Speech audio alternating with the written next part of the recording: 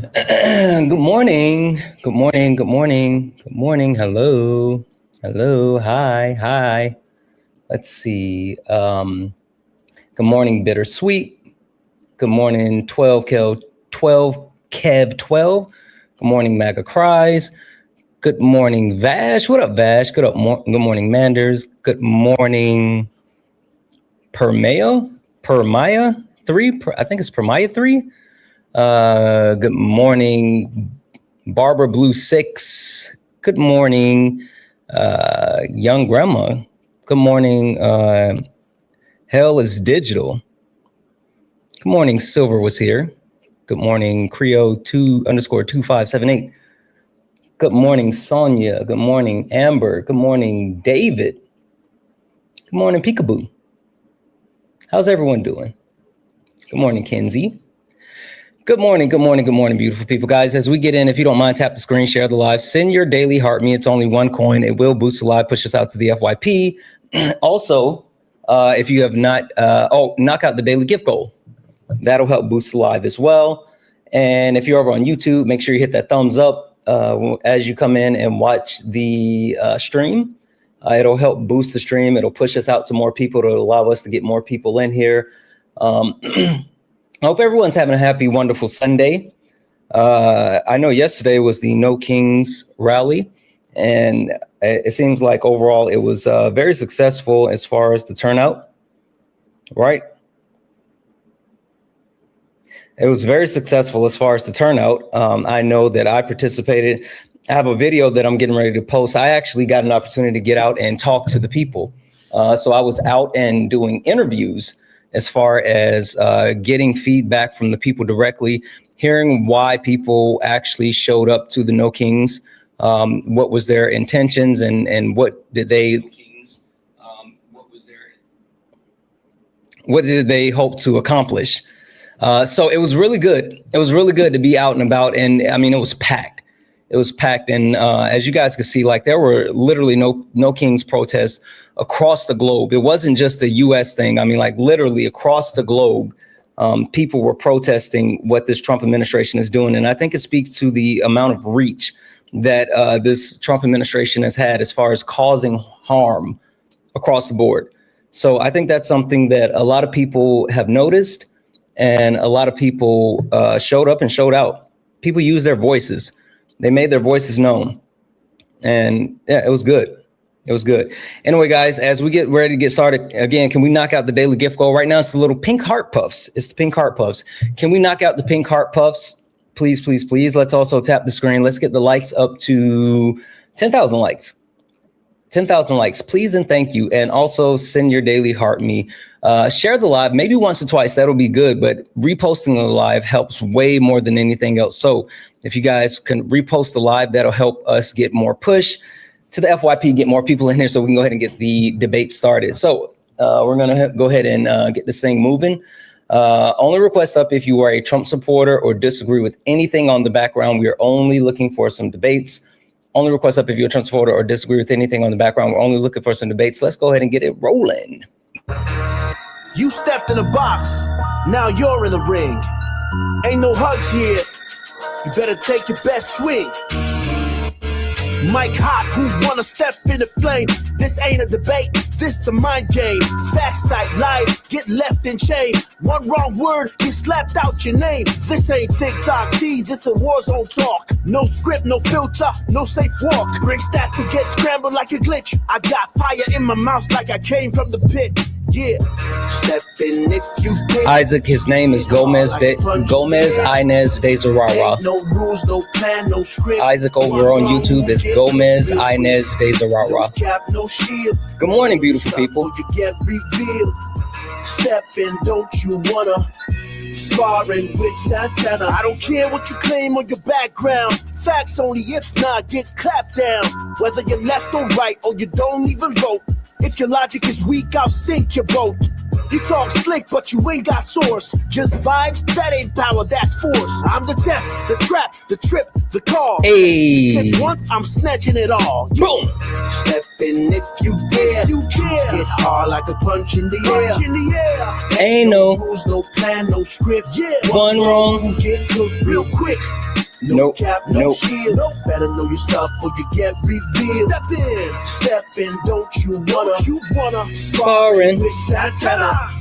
Step in if you dare. You hit hard like a punch in the air. Ain't no rules, no plan, no script. One wrong move, get cooked real quick. No cap, no shield. Better know your stuff or you get revealed. Step in, don't you wanna sparring with Santana. Yeah, this ain't a safe place. It is not. Space. It absolutely is. Wanna sparring with Santana.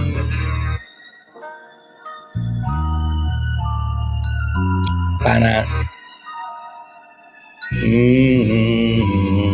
Guys, welcome in. This is Sparring with Santana. One-on-one debates with Trump supporters or anyone that disagrees with anything on the background. I am Santana, and I am only looking for some debates, guys. Only request up if you are a Trump supporter or disagree with anything on the background.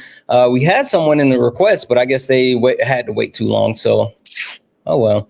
Only request up if you are a Trump supporter or disagree with anything on the background. We are only looking for some debates. If you are a friendly, tap the screen, share the live. Send your daily heart me. It's only one coin. It will boost live. Push us out to the FYP.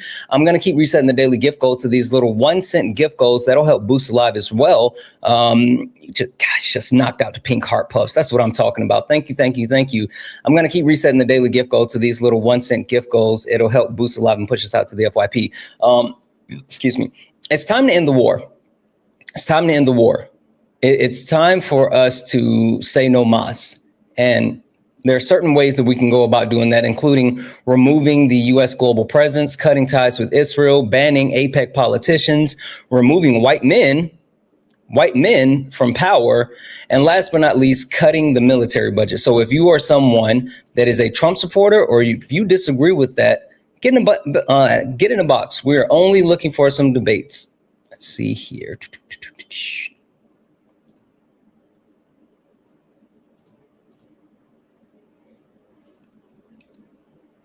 So do you need me to do something for you then?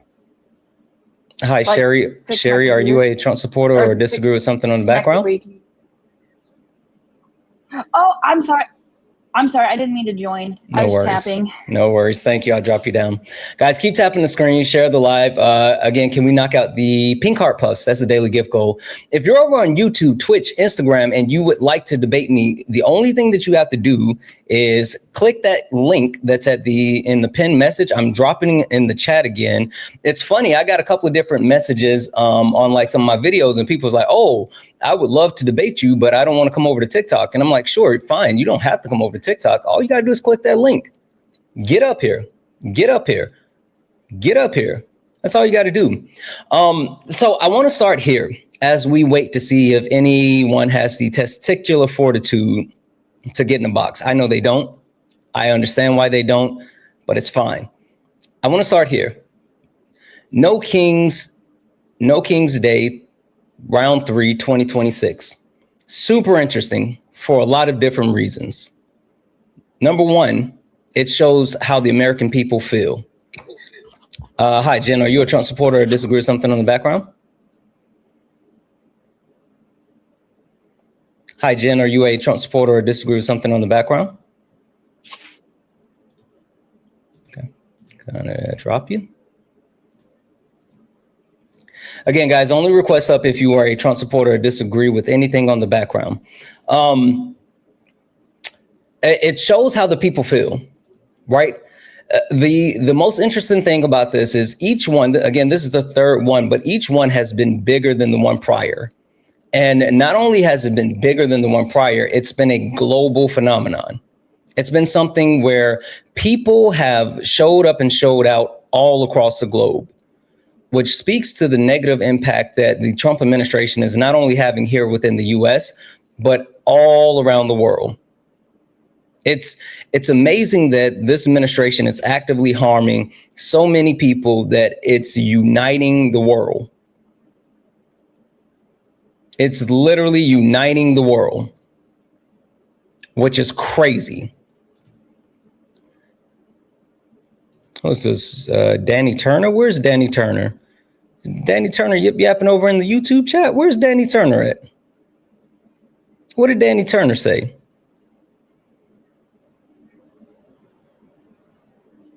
Oh, I don't see it. I don't see it. Hey, MAGA, especially over on YouTube, they try to hide over on YouTube. They've learned that TikTok is not their safe space, and they can't yip yap in the chat because, you know, my friends in the comments will absolutely call them out. But they're trying to hide over on YouTube, and YouTube is sniffing them out as well. YouTube is sniffing them out as well. It's super interesting.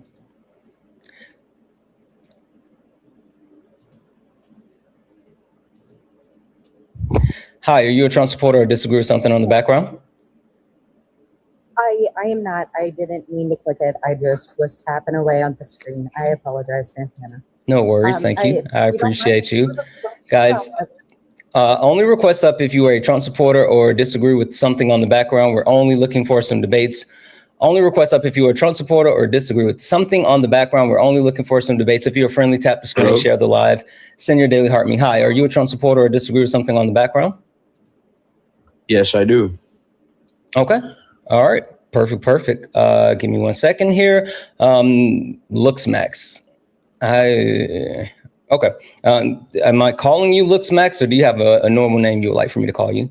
Call me Max if you want. Max. I like that. I like Max. All right. Cool. Max, before we go too far, I have a quick question for you. Do you know who I am? No. Okay. I've seen you though. Okay. Hey, look, no worries. Would you mind if I give you a quick introduction to not only who I am, but what this is? Yeah. Perfect. Give me 1 second. Ladies and gentlemen, welcome to the main event.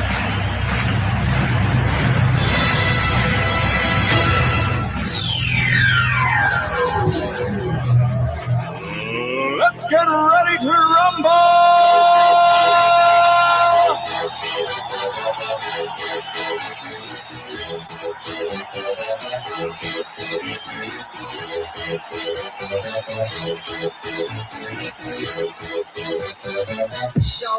Guys, welcome in. This is Sparring with Santana. One-on-one debates with Trump supporters or anyone that disagrees with anything on the background. I am Santana, and guys, only request up if you are a Trump supporter or disagree with anything on the background. If you're friendly, tap the screen, share the live, send your daily heart me. I'm going to keep resetting the daily gift goal to these little 1-cent gift goals. It'll boost the live and push us out to the FYP. If you're over on YouTube, Twitch, Instagram, and you would like to debate me, please just click the link. It's in the pinned message. It's in the comment. And people like Michael enemy, whatever. I'm putting you in timeout. Guess what, Bubba? My chat is not your safe space. So if you want to yip yap, then you got to click the link. You do not get to run your mouth in our comment section. We're not going to stand for it. No. Anyway, okay. Max ran. Cool. Max ran. All right. Sure. I'll give him the benefit of the doubt. I'll give him the benefit of the doubt and say maybe he actually got a phone call or his phone died or something. I don't know. Max W said he ran because you took what? Took too long? Sure, I'm gonna mute you. You come up here and tell me about it. I can't send you a friend. I can't send you a request to come up because you're private setting. But mad_max1227. You get up here then. It won't take long. You get up here. Yeah, that's what I thought, you coward. Nobody care about you crying in my comments. You guys think that your complaints or your fifis mean anything to us? They don't. We don't care about your feelings. Life is tough. Get a helmet. Just how it goes. Anyway, Only request up if you're a Trump supporter or disagree with anything on the background. We're only looking for some debates. With that being said, the rally, the No Kings protest showed that the Trump administration is actively bringing the world together in a sense that they're literally causing everyone else to go against the Trump administration. It's absolutely wild. This administration has absolutely alienated so many people across the board,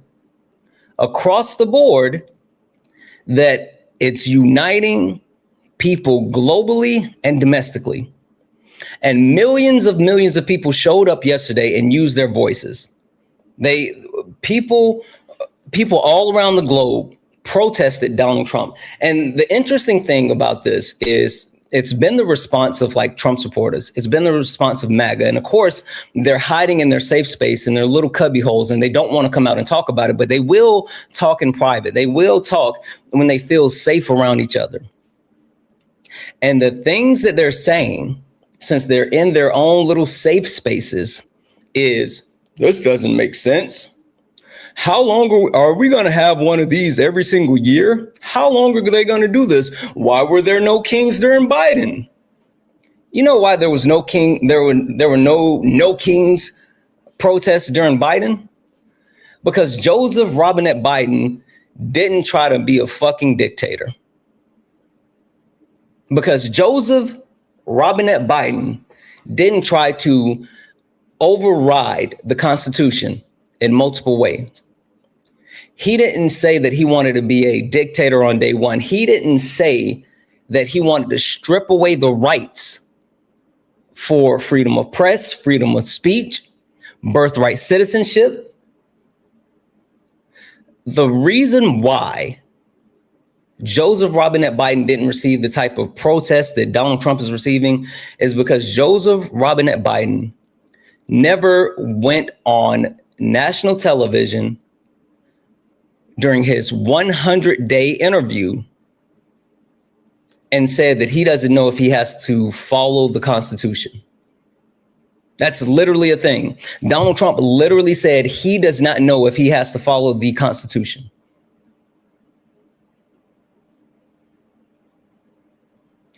The sitting president of the United States of America said that he does not know if he has to follow the Constitution.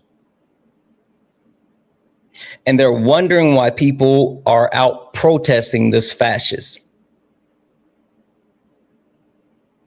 It's literally because he doesn't care about the American people.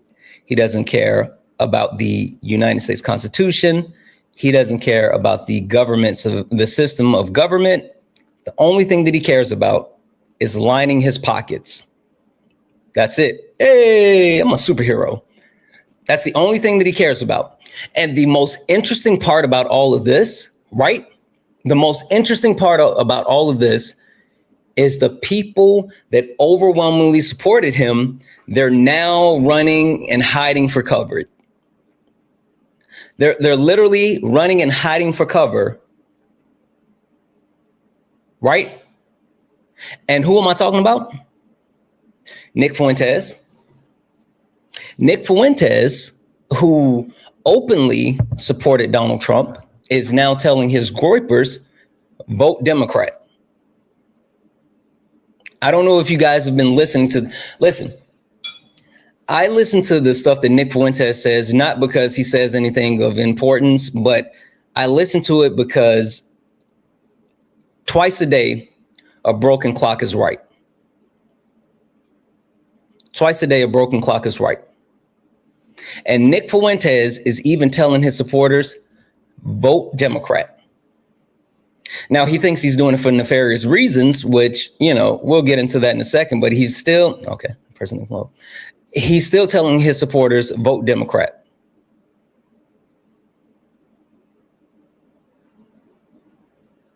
This person, but you do care. You save your family because you must survive, or you don't need money, donate to people because what are you talking about? I don't know this. What are you talking about? Roxy is God. The YouTube comments are always so weird. They're so interesting and so weird. But yeah, even Nick Fuentes is actually telling his groypers that they need to overwhelmingly vote for the Democrats. Hi, Amy, are you a Trump supporter or disagree with something on the background?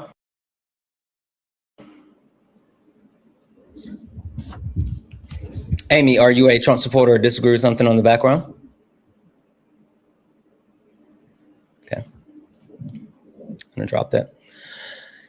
And he had a whole little rant yesterday, which was him talking about the fact that Donald Trump is not going to save them.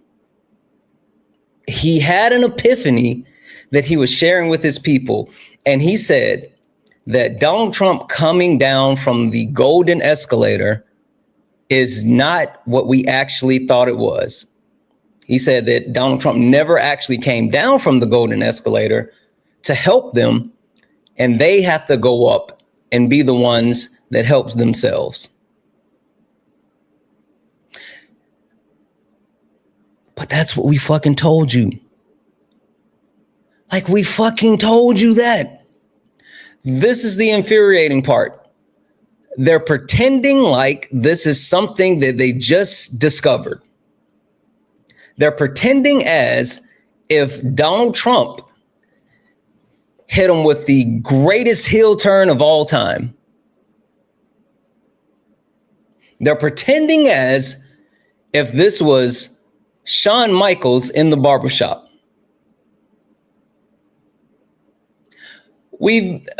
Donald Trump has been doing this since his first term, and we've been yelling at the top of our lungs that this is what he was going to do. But it's our fault that you guys don't know what a tariff is. But it's our fault that you guys think that DEI means give black people shit. But it's our fault that you guys think that men in women's bathroom is a real thing. It's our fault that you guys think that the reason why you don't have shit is because of brown people.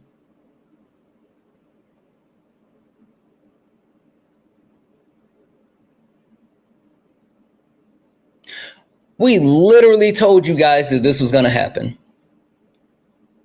And now MAGA Trump supporters, they're all sitting around looking like Boo Boo the Fool.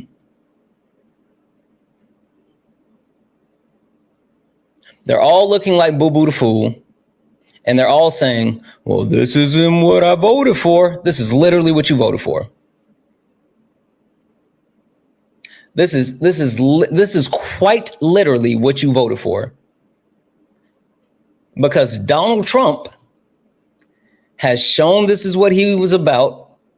He has been on the record. And guess what, MAGA? Congratulations, you played yourself.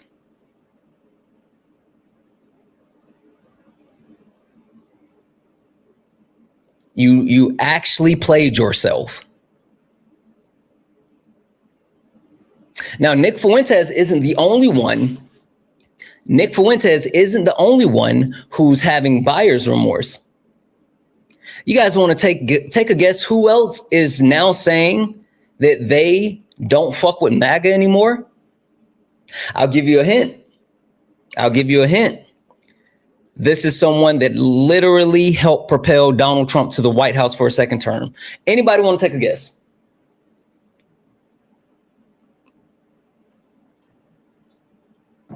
I see you guys saying it. I see you saying it. Yep. Fucking Joe Rogan.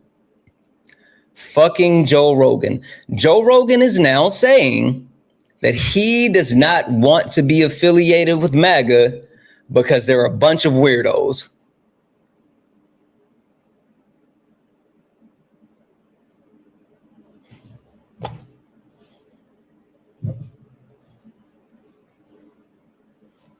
I am shocked. I had not known that MAGA was a bunch of weirdos.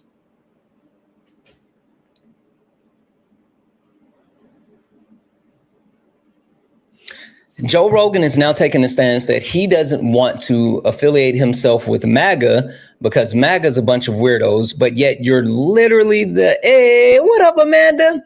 You're literally one of the most impactful reasons why Donald Trump is in White House today. But now he wants to distance himself. Now he doesn't want to be affiliated with him. Now he didn't stand or vote for or support any of this.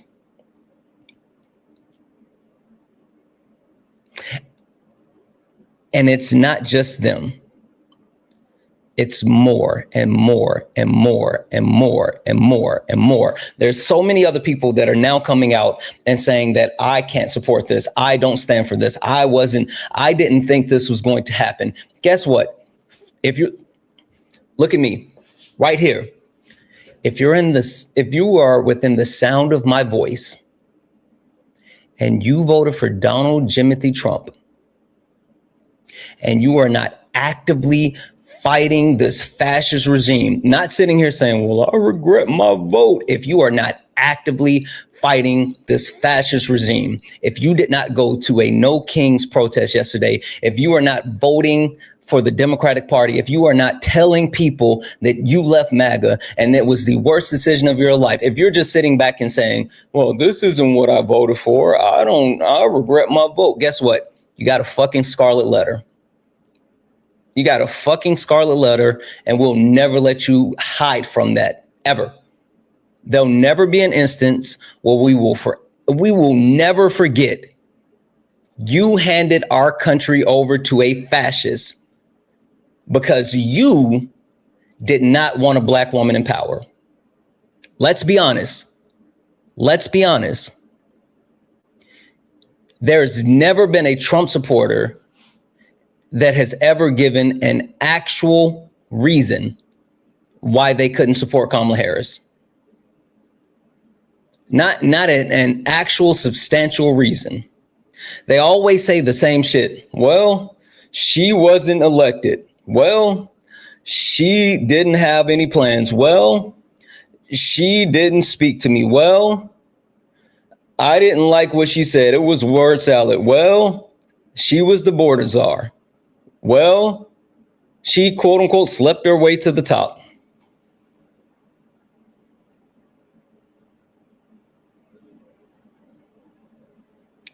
There has never been one. And I challenge, fuck it. This isn't on the background right now. But if you're a Trump supporter and you voted for Donald Trump over Kamala Harris, I will let you prove to me that I'm wrong. You can request up and prove to me that I'm wrong. Give me one actual, tangible, substantial reason why you didn't vote for Kamala Harris. And it can't be based off a lie, and it can't be based off of your feelings. I will give you the floor. You can't do it. That's an open challenge. That's an open challenge for the entire live.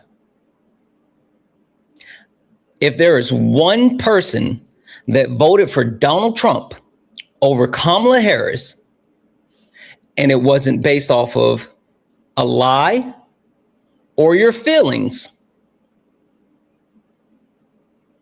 you're more than welcome to come up. And you know what? I'll send you $100.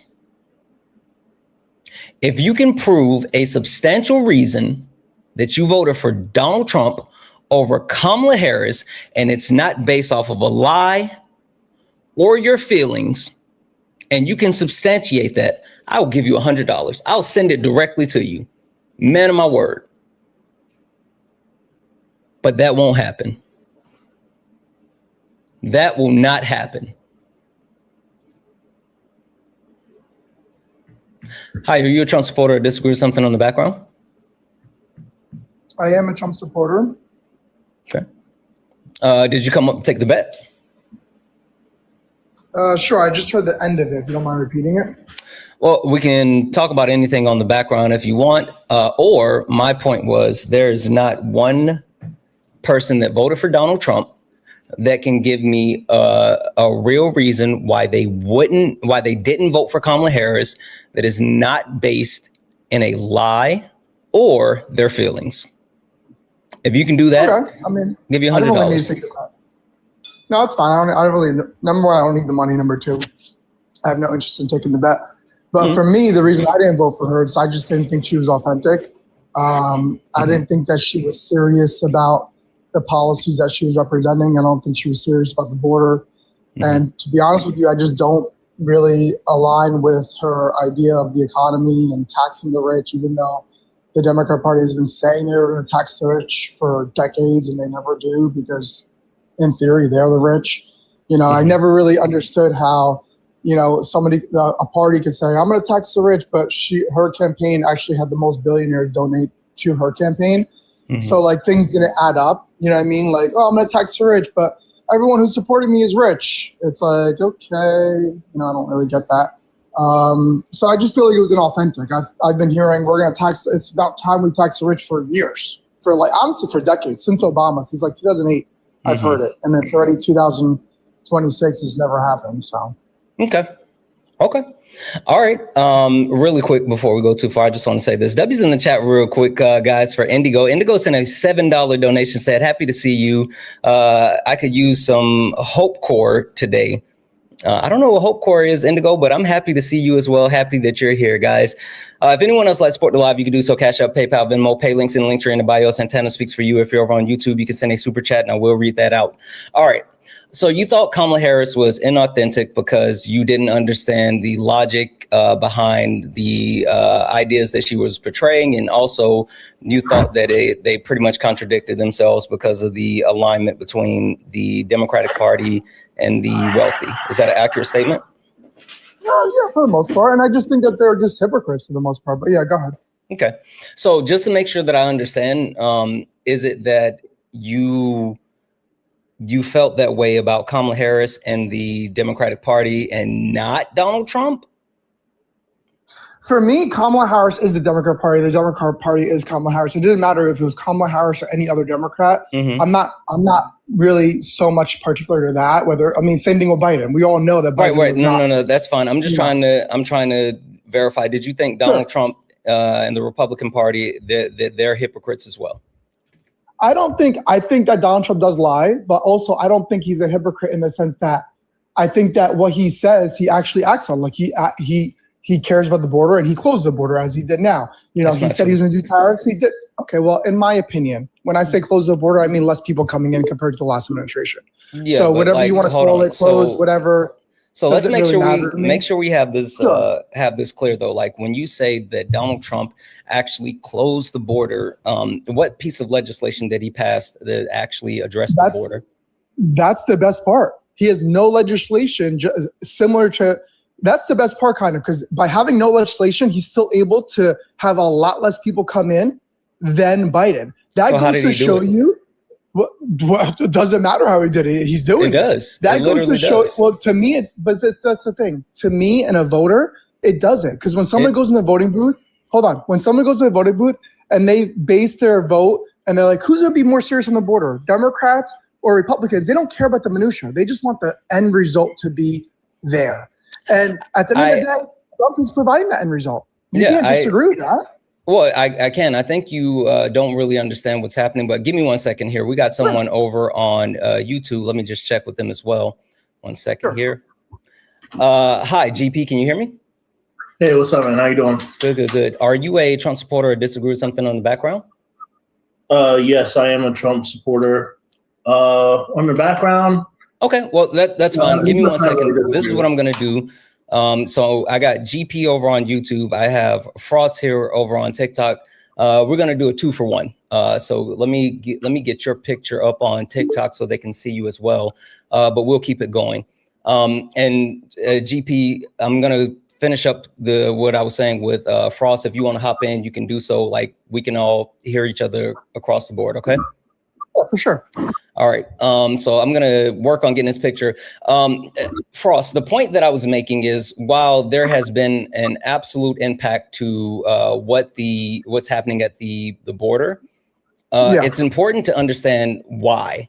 And I know you say that you don't care why, but like caring about why is very important. Would you like to know why you want to care about why? Sure, tell me. It's because of the impacts and implication as far as their actions, how it actually affects us as America. So the thing that the Trump administration has done is, one, leaned into cruelty. And when I say leaned into cruelty, I specifically mean that the Trump administration has, 1 second here, sorry. I'm just going to put you there. All right. The Trump administration. We're going based on emotions now. So was there any No, cruelty? Hold on. Can I finish my sentence?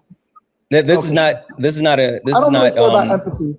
Yeah, that's fine. I'm telling you the reason. The reason why is because they have relied on cruelty. And when I say cruelty, I mean the fact that now, for the first time, the United States of America is now on a human rights watch list. And when I say that, I mean that because of the.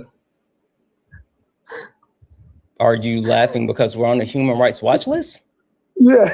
Oh, okay, cool.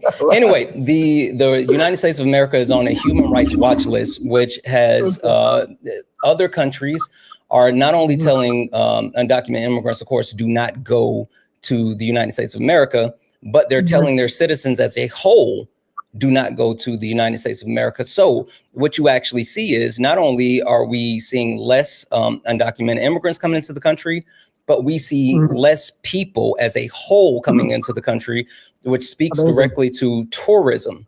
And what's happening with tourism is the fact that our most popular areas like Las Vegas, like Los Angeles, like New York, these places where people come, like even Florida, people come into the country to for tourism. Last year, they saw some of their largest losses. Las Vegas lost over $85 billion, with a B, $85 billion due to a lack of revenue to tourism. Tourism is down across the board. So it's not just the instance of people not coming here as far as undocumented immigrants, but it's people aren't coming into our country as a whole because of the cruelty that the Trump administration is leaning into. Got it. Was there any cruelty under the Biden administration of allowing people coming in and unaliving people like Lake and Riley and all the people that were unalived by the illegal immigrants? Was that cruelty at all or no? So can you substantiate how the Biden administration allowed people in? Because you guys say that, but can you help me understand what type of legislation that the Biden administration passed that allowed people in? None. That's the problem. That's the problem. None. Okay. That's the problem. So once again, if you are literally here, this is why people ran away from the Democrat Party and why Trump won the popular vote. It's because people like you, voters are like, well, we don't like the border the way it is. And then someone like you is like, well, show me legislation showing that Biden doesn't care about the border. You can't show me legislation. He's not letting people in. And people are like, but wait, people are coming in. I'm looking around my neighborhood and there's a lot more people coming in. Well, you show me where you do that. Let me show me. Show me where he did that. You can't show me. But you're absolutely right. You're absolutely right, Frost. The reason why people are absolutely upset with people like me and people within the Democratic Party is because we are saying, give us actual proof and not the feelings that you have. You lean on your feelings. You literally lean on your feelings, and you can't. That's your lying ass eyes. So are you omniscient? My eyes are lying. Are you omnipotent? So this is why. Are you omnipotent? This is why you lost. Are you omnipotent? My own eyes are seeing these people, and you're here telling me your eyes are lying. Okay. That's what you're telling me. Sure. Frost, are you omnipotent? Perfect, thank you. Perfect, thank you. Frost, are you omnipotent? My eyes are lying. Excuse me? Are you omnipotent? No. Are you all knowing? Okay. No, neither one of us are. That's why it's important to actually lean on facts and data and information. My eyes are not facts? No, your eyes aren't. Facts? No. My eyes are not facts. Okay. No. So let me ask you something. So the most amount of people that came across the border went into majority blue states, which is Illinois, New York, New Jersey. Yes, it is. Because they went across the border. Well, it is because they went across the border in Texas and Florida, shipped them and bused them to those states. You don't know. That's not true. So you're speaking with so much confidence. So that's not true. The majority of them did not come into the country and then go to blue states. And even if you're talking about that, those the actual people that were shipped to those blue cities, They weren't undocumented. Did you know that? Whatever you want to call them, it doesn't matter. I don't see that's the thing. I don't care about what you call them. They're just people that were not born here. How about that? I don't care about the terminology. So nobody cares about the terminology. Just to make sure I have you understanding, you don't care about the actual. No. I'm not saying the terminology. You don't differentiate a quote unquote undocumented immigrant versus a quote unquote legal documented immigrant. Okay, so it's all the same to you. I don't care.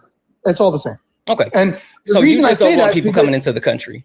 No, I didn't say that. Of course, I want people to come. That has to be it because the country in a legal way. Asylum seekers are illegal. So again, you don't want people coming into the country. Sir, you can paint somebody as an asylum seeker. Everyone's asylum seeker. Hold on one second. Hold on one second, Frost. Hold on one second, Frost. Hey, GP, I'm gonna I heard you talking. Or it looks like you're off the phone. I was gonna mute you. If you have to take another call or whatever, don't mind. Just mute yourself for a second. But you're good. I thought you were. I didn't mean to be disrespectful. No. You're good. You're good. You notice I haven't said a word. Yeah. You're good. You're good. All right, Frost. Finish telling me what you were saying about what you think about asylum seekers.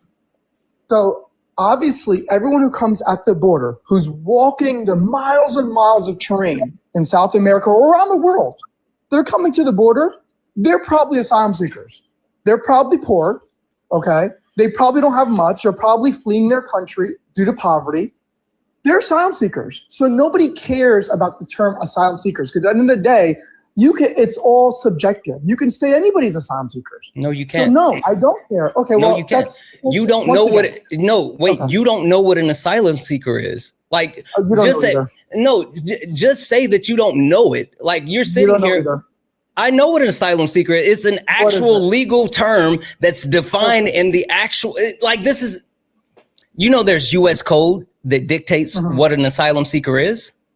Did you know that? I'm sure I did. Exactly. So you think that someone calling someone an asylum seeker is just a made up term, but you just don't know that this is, it's something that is not only established in international law, but it's something that's established by our United States government. What I'm saying is it's determined by judges and judges are subjective. So if judges are appointed by our government and the judges look at the people coming across the border, walking miles upon miles with kids, they're going to say these are asylum seekers. They're seeking asylum. They're poor.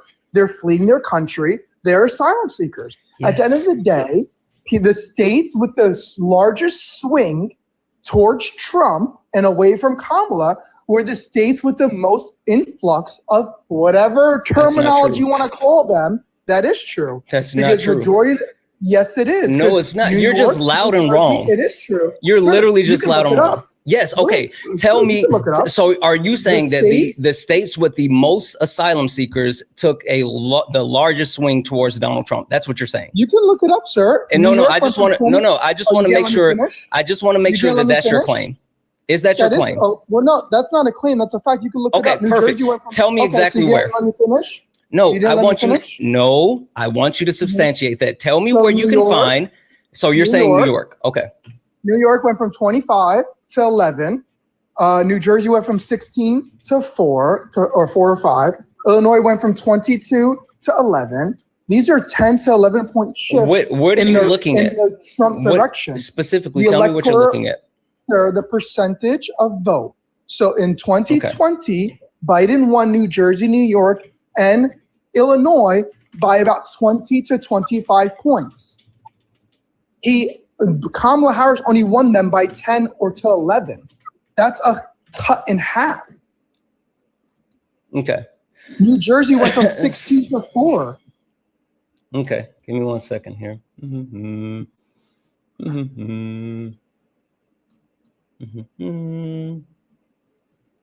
And so you said you're looking at what are you using to substantiate that? The actual percentage of vote. I mean, you can literally look it up. 2020. I'm saying where are you looking? I'm pulling up the information. Oh, dang it. Hold on. Sorry. Damn it. Okay. 1 second. I mean, the whole country shifted to the right. The whole country shifted to the right. Yeah, I hear you. Every single state shifted to the right, sir. Every single state, not one state shifted to the left. Every single state in our union shifted to the right. Mm-hmm. And you're going to tell the voters. Okay, so well, again, the question that I have, hey, Frost, the question that I have, because I'm looking for a source to validate what you're saying, because you're saying that these states that have the highest number of asylum seekers had the largest shifts towards the Republican Party. I'm saying, cool, we can take a look at it. Where are you seeing this? I just told you, look at New Jersey, New York, Illinois. What was the vote? What was the percentage of vote in 2020 compared to 2024? So in 2020, New York was about plus 23 to 25. I don't know the exact number, but in the 20s, the mid 20s. And in 2024, it went down to 11. Do you not think that's a significant shift? Okay. And if you don't, then wait, hold on. Here, this is what I was able to find. All right. Perfect. Give me 2 seconds. I want to check one other thing.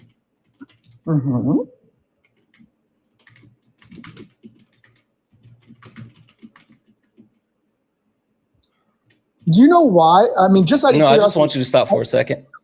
Oh, okay, sure. I don't want to conflate the conversation. I want you to hold tight just for a moment. I was just wondering why you think every state shifted to the right.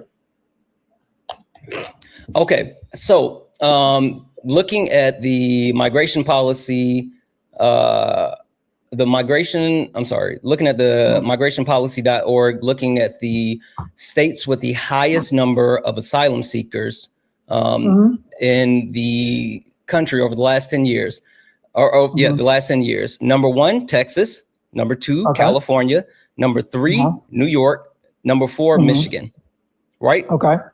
So those are the top 4. Number 5 is Florida. So that's and top I also, 4. Number so just so to be fair, New Jersey is number 6. So it's outside of the top 5. So well, I'll you give said you that. To last. With all due respect, you did say last 10 years. I was referring to what Biden, just the 4 years under Biden, number 1. Number 2. Let's go to the last 10 years. Stop. No, hold on. No, okay, I'm agreeing with you. No, that's fine. I'm just saying. I don't want you to try to muddy the water. I just need you to stay where we are. So Perfect. the top 5 over the last decade is Texas, California, New York, Michigan, and Florida. Number 6 is Jersey. Right. Perfect. So Texas. So this is. Texas, how much I don't need you to speak. I just need you to stop. I literally got this. All right. Yeah. Sure.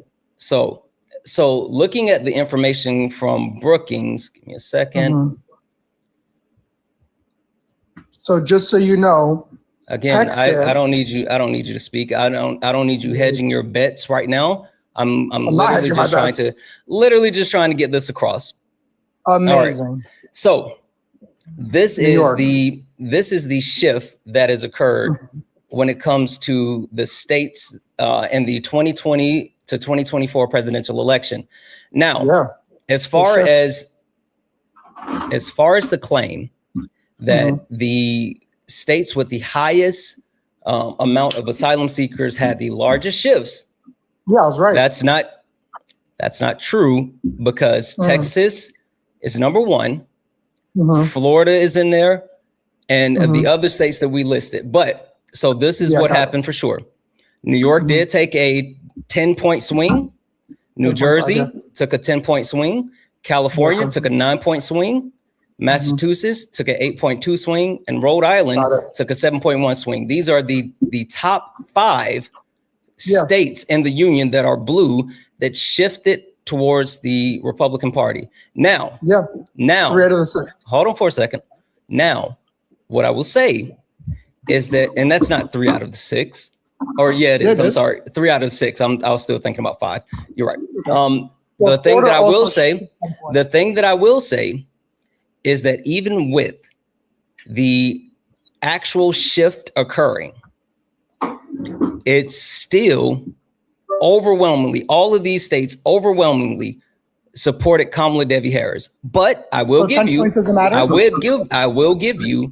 that there was an actual shift in the demographic. Now, I would love to see where you can actually connect anything when it comes to like the actual premise of asylum seekers or undocumented immigrants being the number 1 issue, because even if you look at the information that Brookings gave, They're saying that there's a couple of reasons here, including the actual fact that fewer people did mail-in ballots.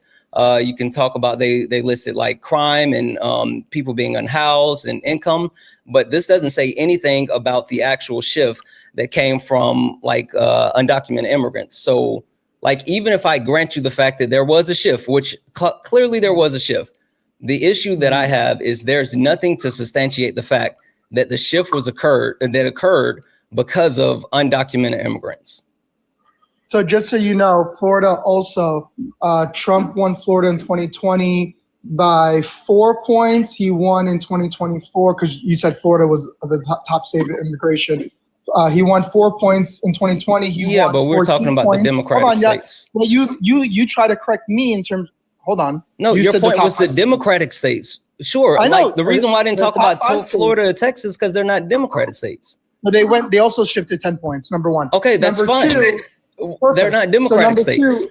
Okay, perfect. So Democrat states. So the reason I said that I probably had to do with immigration is because for the last 30 years, these states were consistently within the margins of 20 points, plus or minus. Consistently. Can you give me anything to substantiate what you just said? Because I'm literally I'm trying to substantiate. No. I don't. Hold on. Frost. Sure. Stop. Stop. Okay. I don't want you to tell me no. I'll stop you. No, you can't stop me because I'm the host. I don't want you to tell me what you think or what you feel. Just like I didn't tell you what I thought or I feel, I felt. I brought up the actual information on the screen. And sorry, YouTube and Twitch, I forgot to actually put it on the screen. I brought up what I actually could substantiate.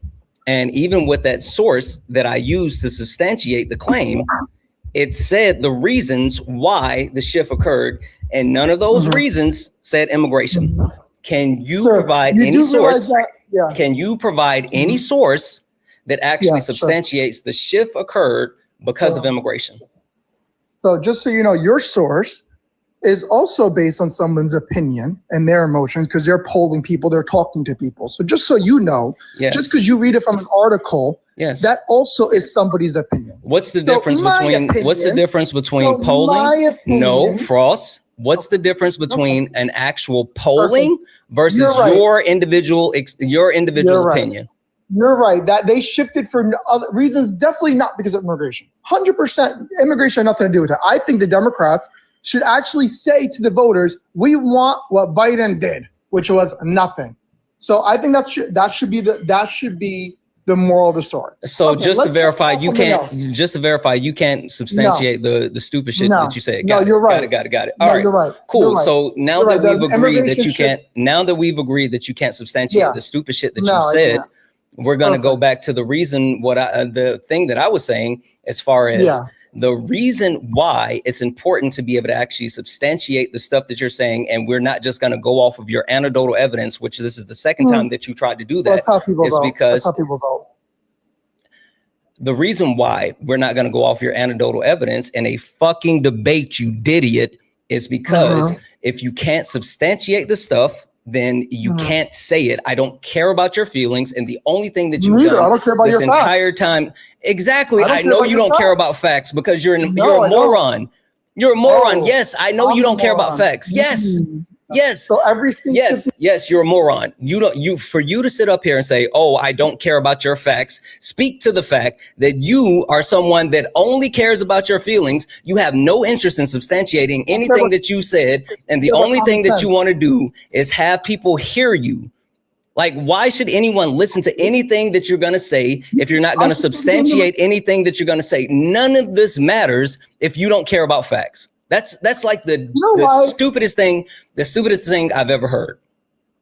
Okay. So the reason why I don't care about facts is because the same exact thing what you started with. Well, show me legislation where Biden allowed people at the border. But people are literally seeing the border open. So that's why nobody cares about your facts. Thank you for the galaxy. That's not true. The same thing. That's not true. The same thing with. That's not true. You know what it is? Global warming. Stop. The reason why people actually don't want to engage in facts is because when you have to engage in facts, then you can't just say the random shit that you want to say. This is the thing, Frost. Global You're warming. sitting here and you just want to say the random shit that you want to say. Hey, warming. Frost. Global warming. What Frost. happened to it? What Fucking happened to global stop. warming? Hey, be an adult. Be an adult. Like you're already showing that you're incapable of dealing with facts. I'm still letting you stay here, even though you admit that you don't care about facts, which is a wild statement. At the very least, have impulse control Warming. and stay on mute. Any idea on global warming? What happened? Sure, The we can facts of talk those? about that after I finish my statement. Sure. Perfect. I'll be excited. Yeah. So the point that I'm getting to is that you want to be able to say like just a random shit and not be able to prove anything. And that's why you don't care about facts. That's why when I started this conversation, before you came up here, I said, if one Trump supporter can come up and actually substantiate a reason why they supported Donald Trump, they voted for Donald Trump over Kamala Harris, and it's based in any type of facts or information, then I would give them $100. And the reason why you didn't take the bet is because you knew you didn't have facts or information. You didn't care about facts or information. The only thing that you wanted to do was actually dig into your feelings. And I don't care about your feelings. And so the whole thing is, human rights. Frost, still speaking. You know what? I'm letting you know this right now, Frost. If you come off of mute again and interrupt me, I'm just going to take it as a concession and I'm going to kick you and you can go cry somewhere else. Like, I'm sick of you crying, but even more than that, I'm sick of you interrupting. So if you come off mute again, it's a concession. I'm going to kick you and we'll just move on. Your call. The point being is that if you are unwilling to engage in empirical data, and the only thing that you want to talk about is your feelings, then your feelings does not invalidate the next person's feelings. That's the problem. Your feelings does not negate my feelings, GP's feelings, the feelings of the people in the chat, and then it's just a bunch of feelings.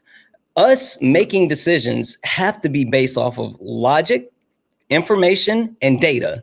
Like, everything else is going to be people feeling whatever they feel, and emotions flow from person to person. And even men like yourself have a lower EQ than women. So like, none of it makes sense. That's why for you to sit here and say that it's not about facts is the most insane thing that you could say.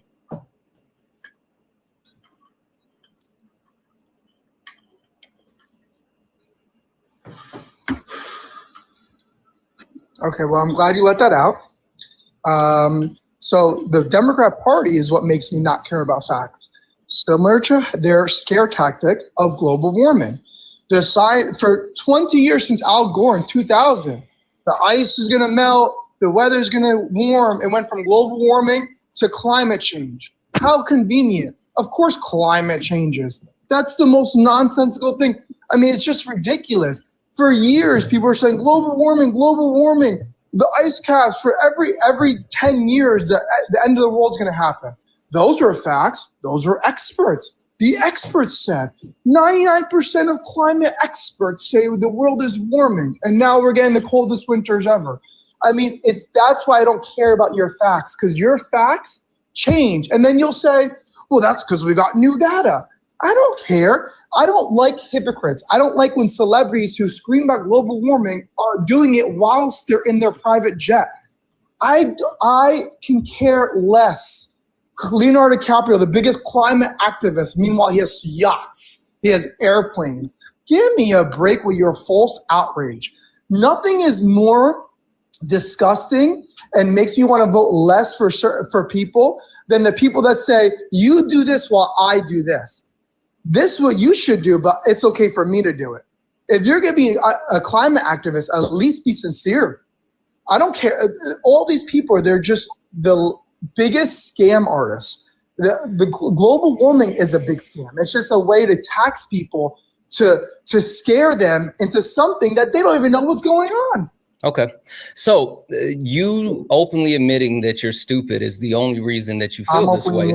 Yes, you're openly admitting that you're stupid, because when you talk about climate change, it's not about the fact that the earth is like, oh, it's just going to keep getting hotter and hotter and hotter. Climate change refers to massive changes in the climate throughout the year, right? And that's you not remember global warming? You don't remember global warming when they say global? Did you don't remember global warming? Did you see how I sat here quietly and let you random? Hey, did you fucking forget what I just said? I'm putting you on mute.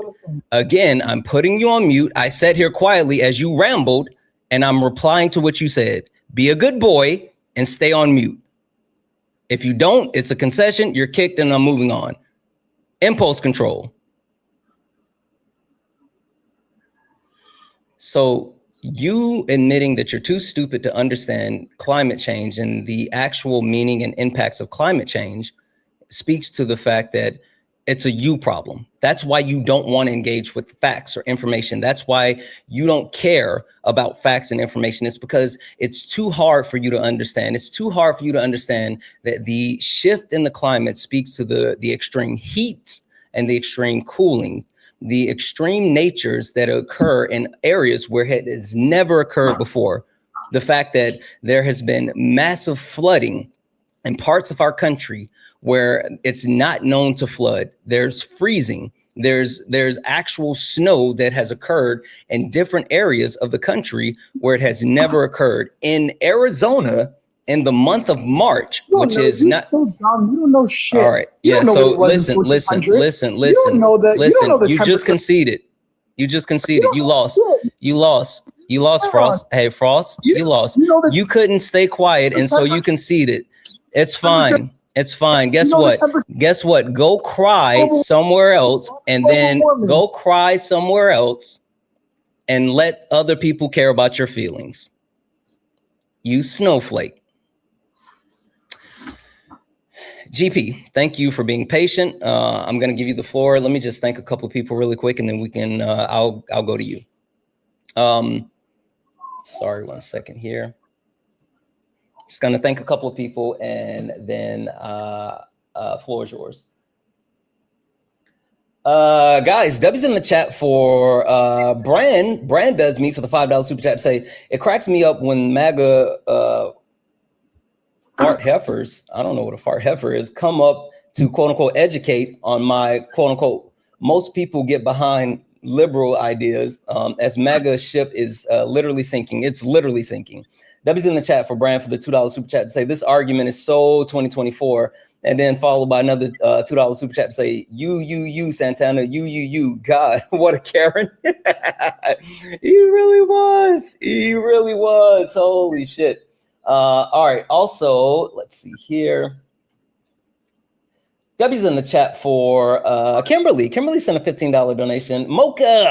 Mocha said, just to appreciate you. Mocha, thank you so much for the 15, and I appreciate you way more. W's in chat for Jared for the 1 to say, Clusty Clone lying about Illinois. Biden won by 16.9% in 2020. Kamala won by 11% in 2024. Yeah, and again, he could never substantiate any of the reasonings behind the shift, and that was the biggest issue that I had. W's in chat for Heather for the $5 donation saying daily hugs in Colorado and many other states had record high temperatures in spring, 100 degrees in March. Exactly.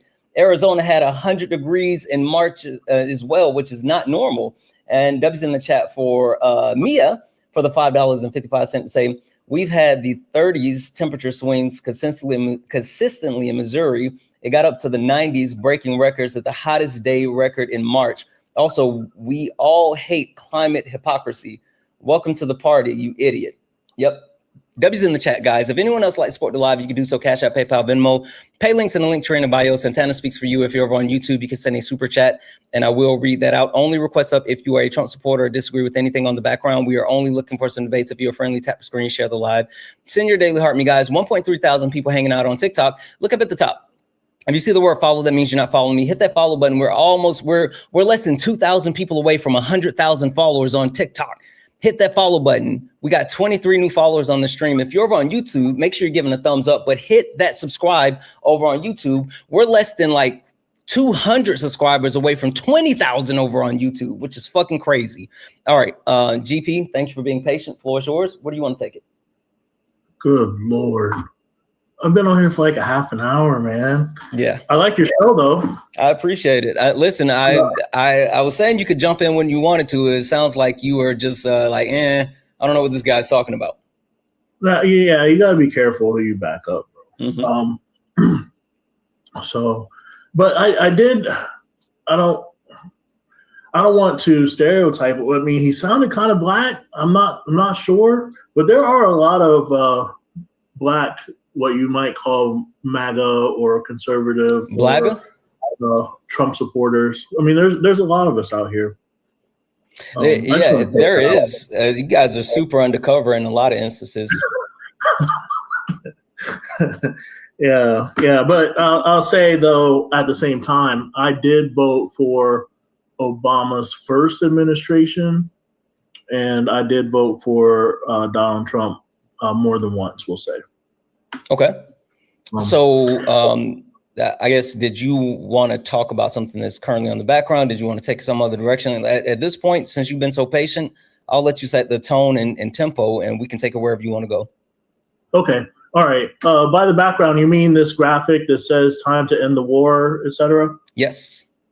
Oh, okay. I do disagree with removing white men from power. Okay. I don't see how that's going to solve anything. Okay.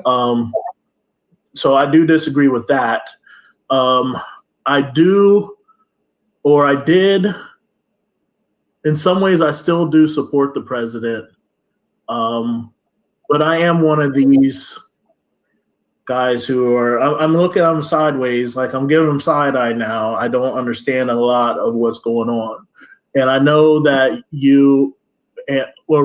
correct me if I'm wrong, that you and your audience seem to say that we know, or we should have known, what we were voting for, and thus we are the problem. Am I misstating that? Yeah, I think Donald Trump was very clear about what he planned on doing, but even more so, he said things that were easily verifiable to be like incorrect.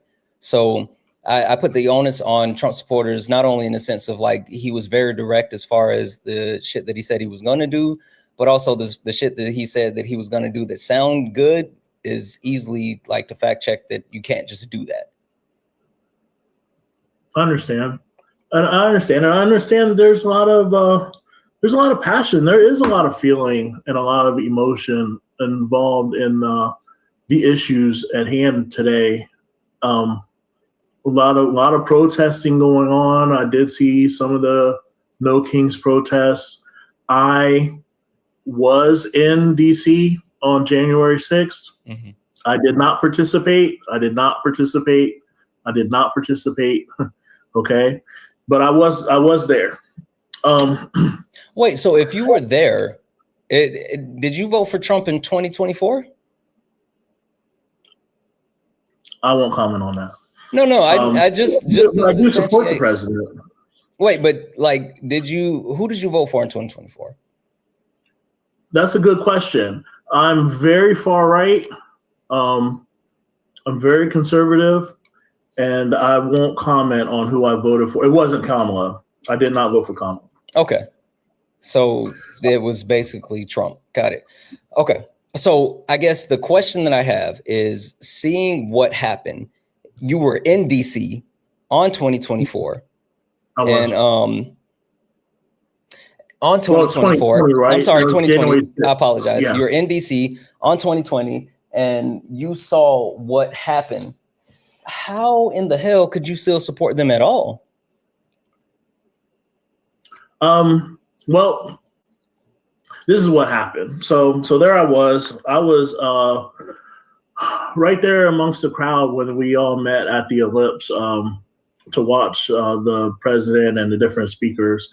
But I was told that there would be speakers at the Capitol also, and I wanted to go see Dr. Randy Short speak at the Capitol. So, but it was very cold that day. It was like 28 degrees. And on January 5th, I went to the rally at Freedom Plaza, and we got rained on like all day. So I was already cold. I was already miserable. So when he said, "Okay, well, now let's go to the Capitol," and I don't want to like, he said like peacefully show.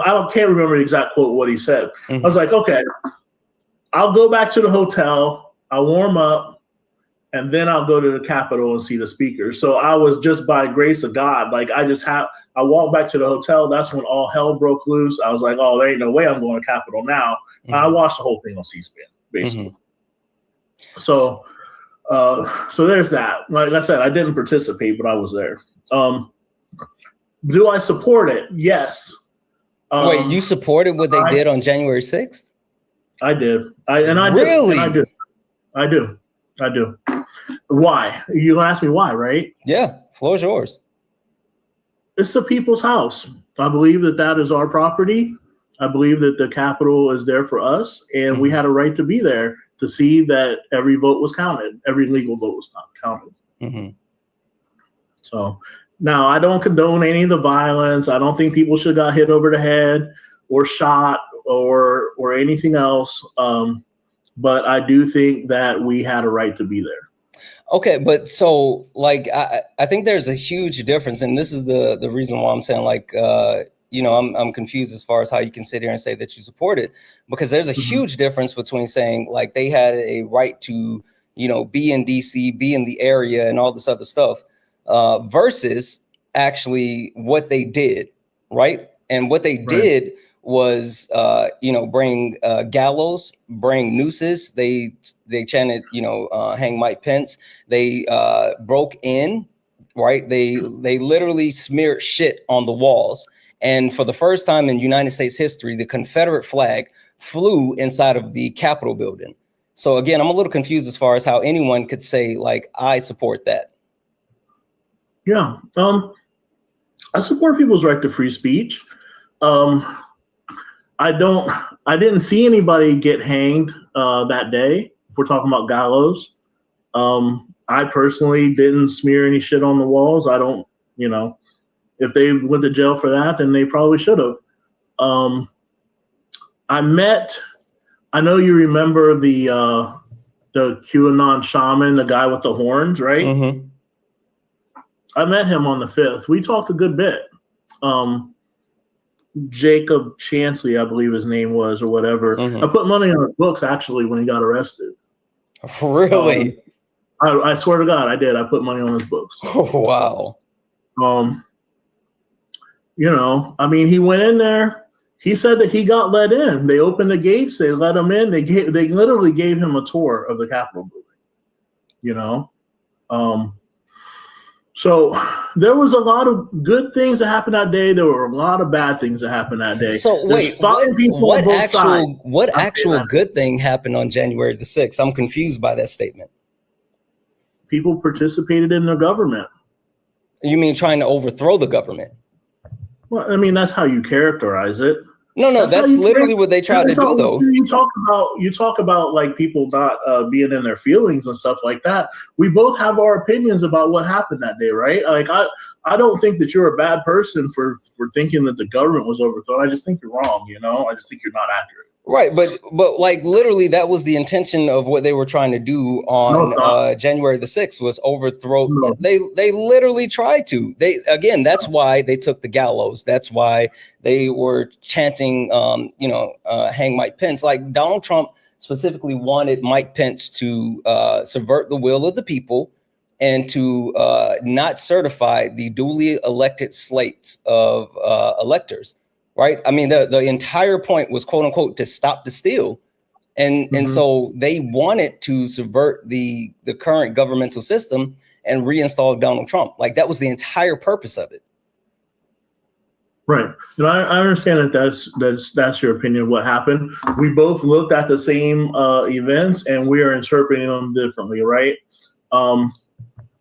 I personally believe that people were there to make sure that every legal vote was counted and that the election was not certified if that wasn't the case, So there are a lot of people in this world who believe that election was stolen.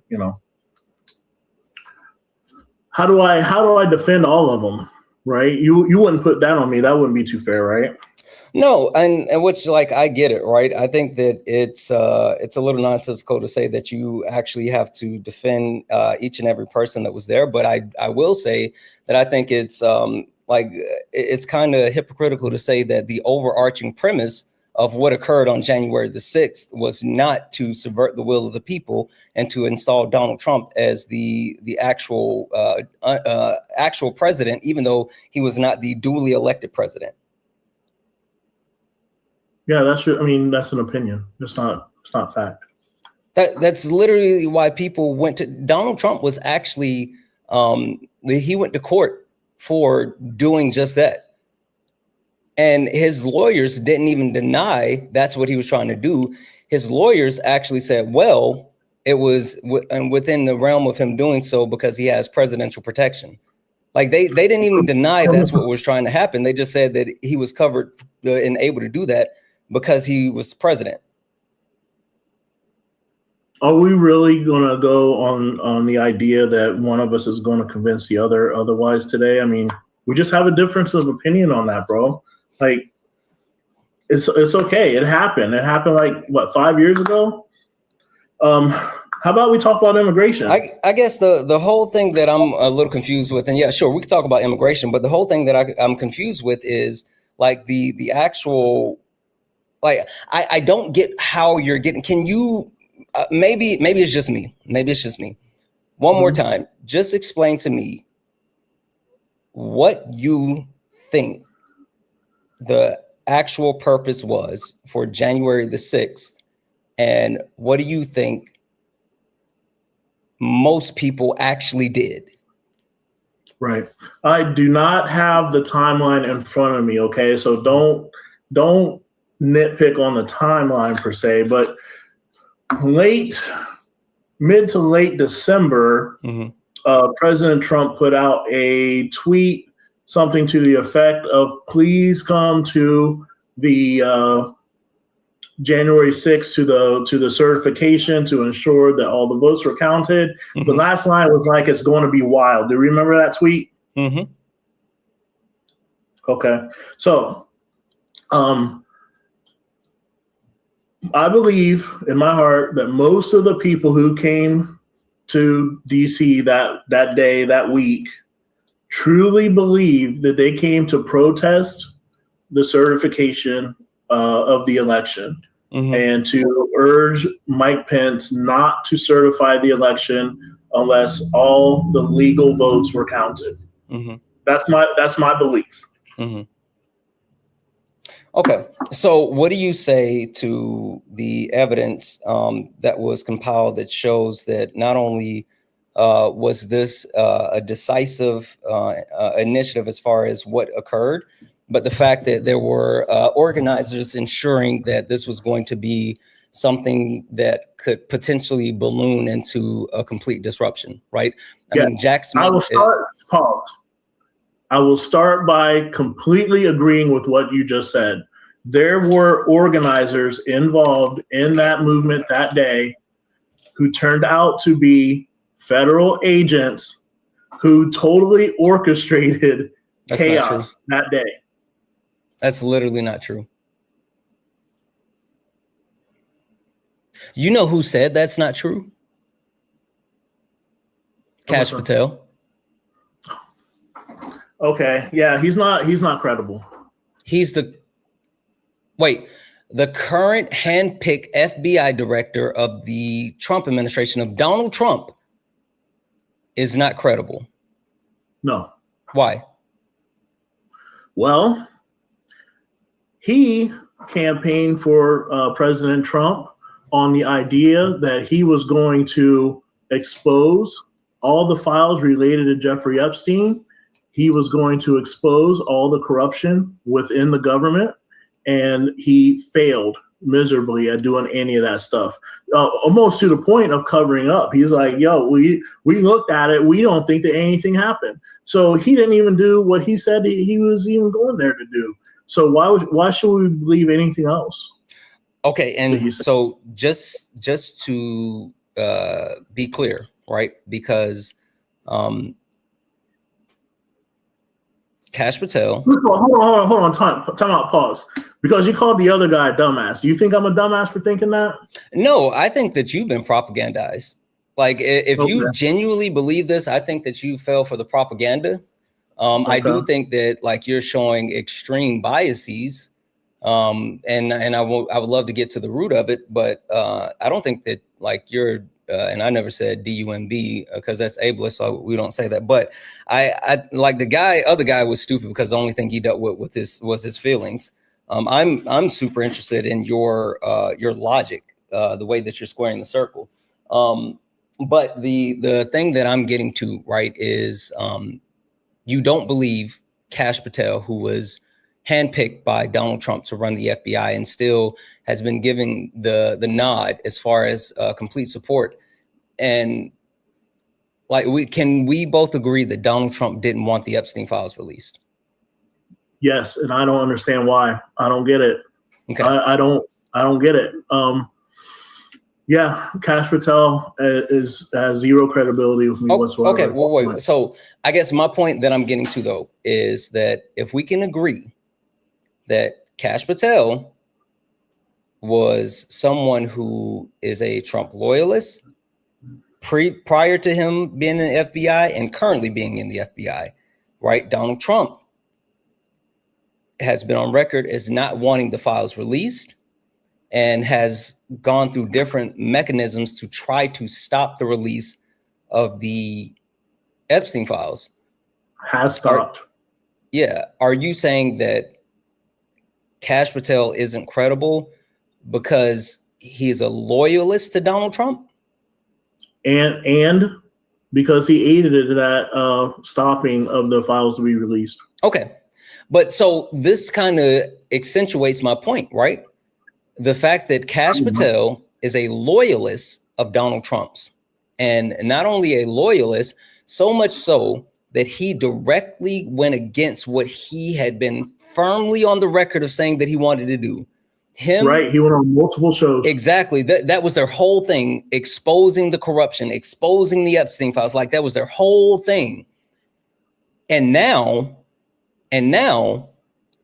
not only is he like not doing that, he went against the premise of who he is to support Donald Trump, but he's still confirming that the statement that Donald Trump made and the information that was put out about the FBI causing additional conflict is a false statement.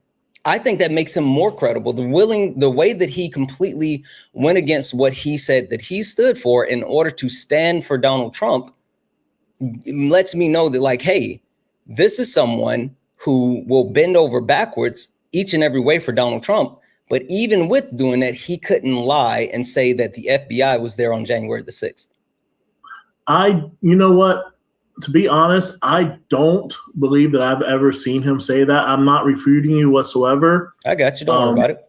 You know, but I didn't see him say that. It's not surprising to me, but you know, give me a second. I was there. I know what I saw. So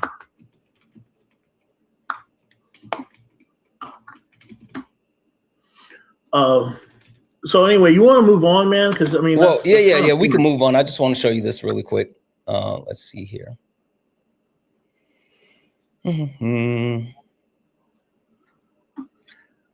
Hey, you guys in the chat, what do you think so far? Like, do you think I'm an idiot or what? Can you guys put in the chat comments?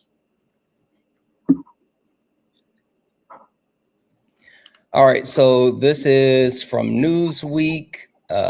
Give me a second here. And because this was a big thing. All right, I'm going to try to put this on the screen. Dang it, how can I do this?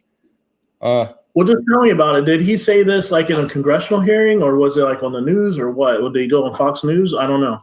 Yeah, so let's see here. Patel shows a rare split in Trump narrative as the president continues to shift the blame from right away from his supporters. The remarks were open. FBI managed the president during the attack on with Patel proceeding Ray misleading Congress about the Bureau's role. Testifying, he testified in front of the House committee on November the. This is from Christopher Wray's testimony on October the 15th. and then of 2023, and then Kash Patel came out and doubled down and went against that. He put out an actual public statement, so he didn't have to actually testify he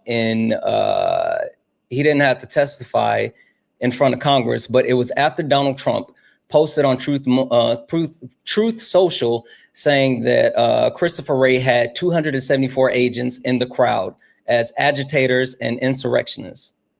So Donald Trump is the one that put that statement out. And then after that, Kash Patel actually went out and said that in complete contradiction of the president, that was something that didn't happen.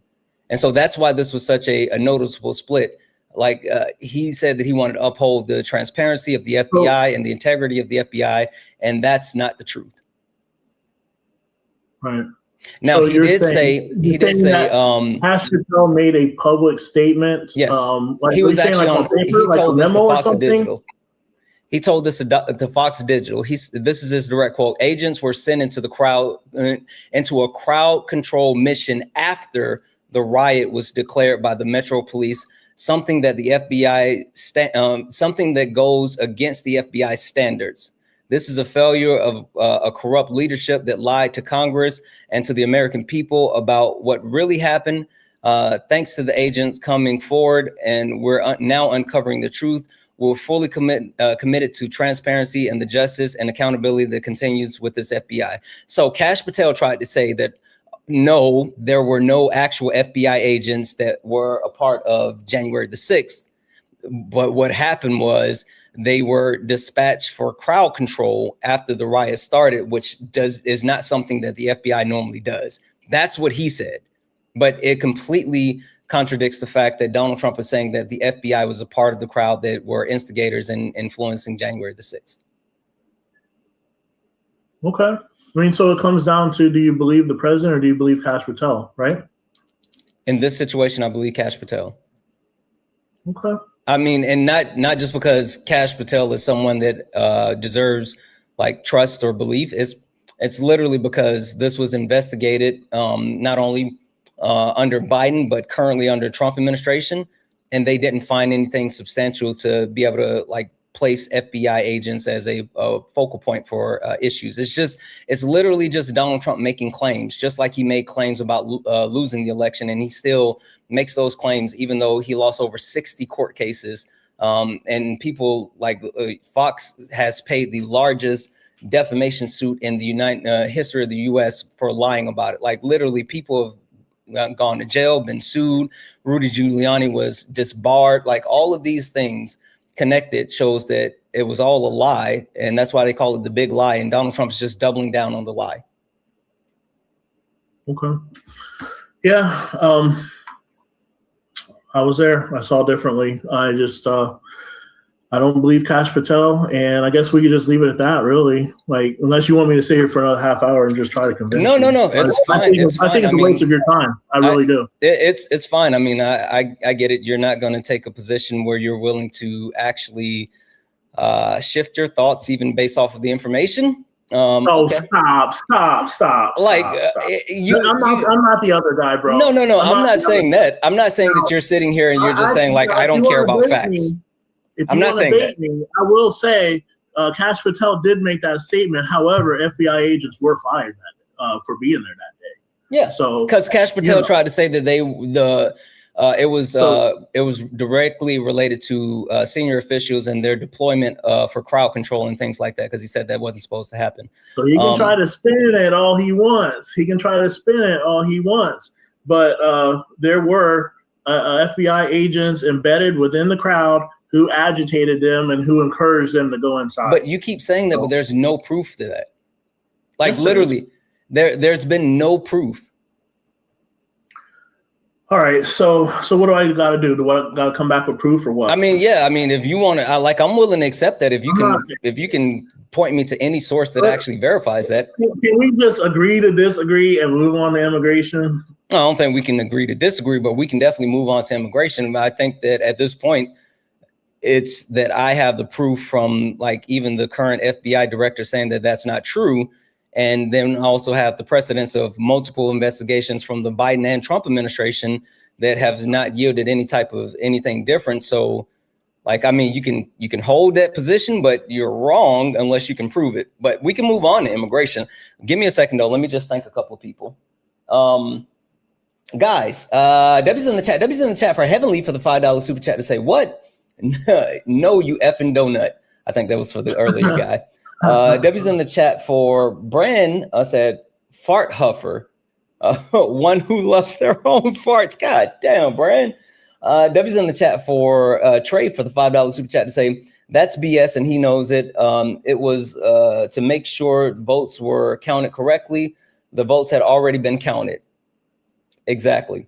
Debbie's in the chat for Queen for the $5 super chat to say, if January 6th succeeded, this caller would have admitted he was at the Capitol and say it was a good thing.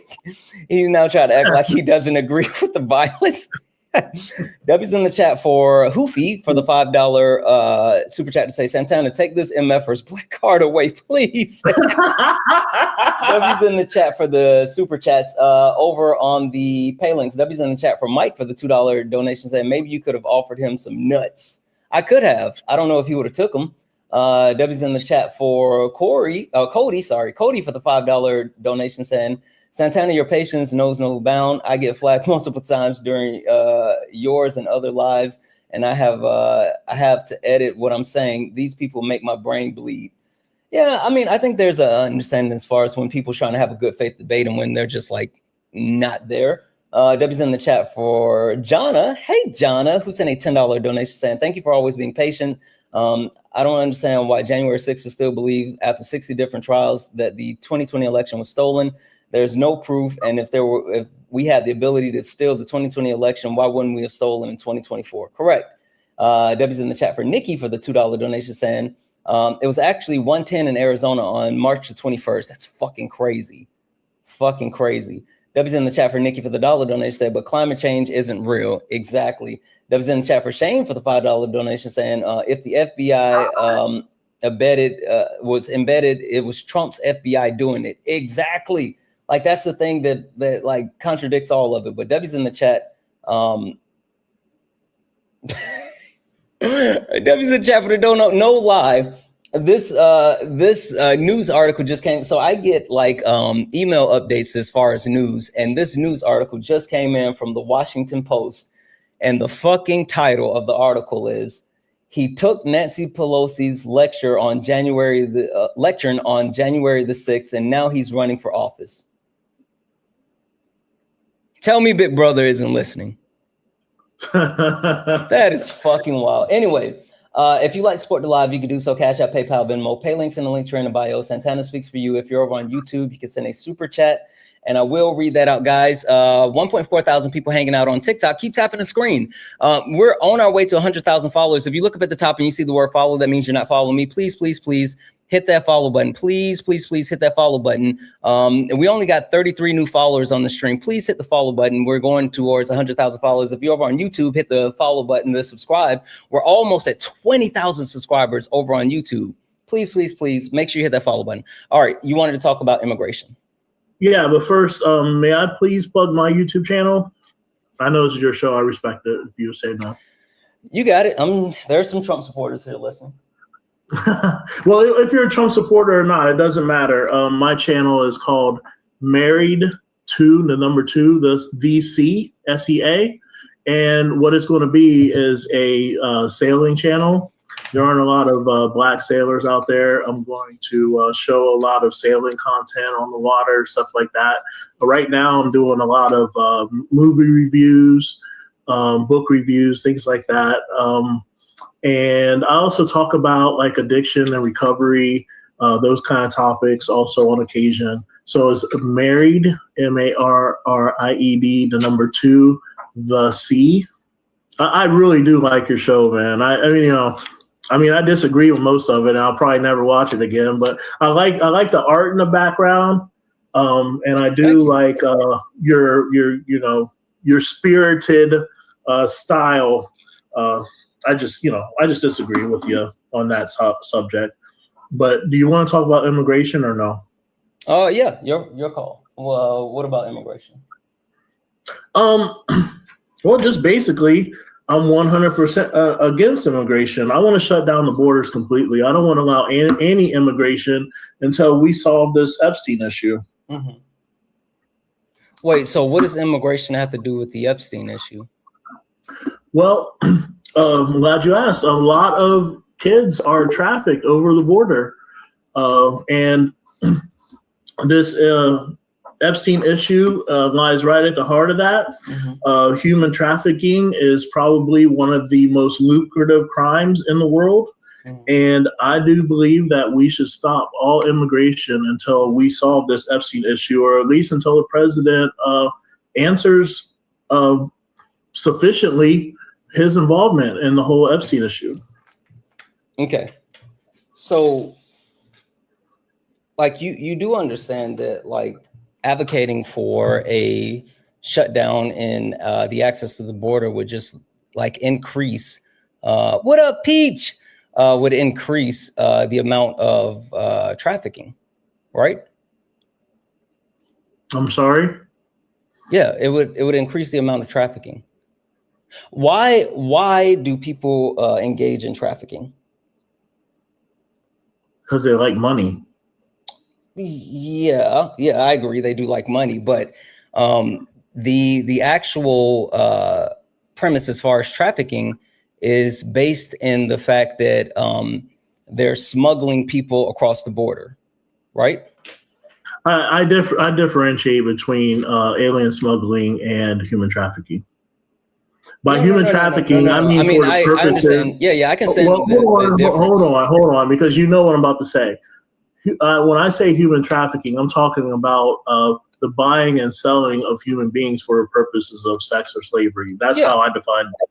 Yeah. And I'm saying, like, I understand there's a difference. And I am saying that, like, while actually, coyotes smuggling people in and out of into the country, it gets there's a subsection of them that get caught up in human trafficking and all this other stuff. But what I'm saying is, as a whole, like, human smuggling will go up, or will at least try to go up. I do agree with that.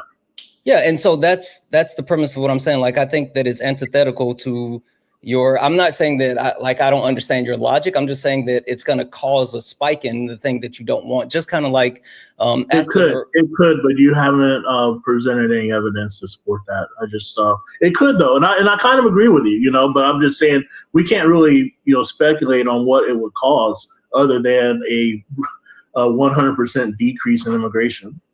Right. Well, the thing that I was going to say is that we saw an actual justification of that directly correlated to Roe, right?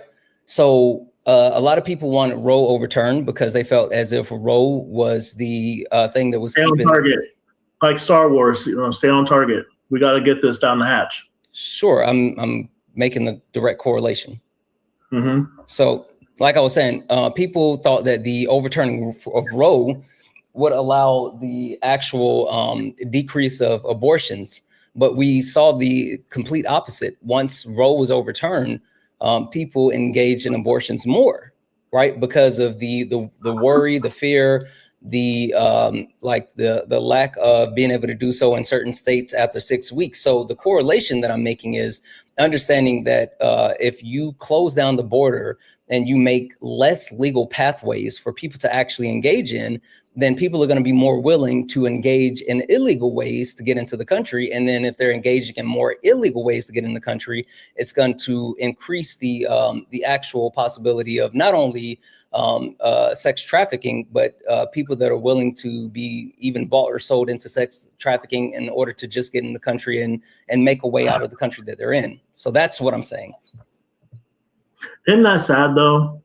The whole abortion issue and how 1 out of 3 Black babies never see the light of day. Doesn't that make you upset? What do you mean? I mean, 33% of Black babies are aborted. Okay. I'm confused of. Well, you were talking about abortion. I thought that's what we were doing, but no.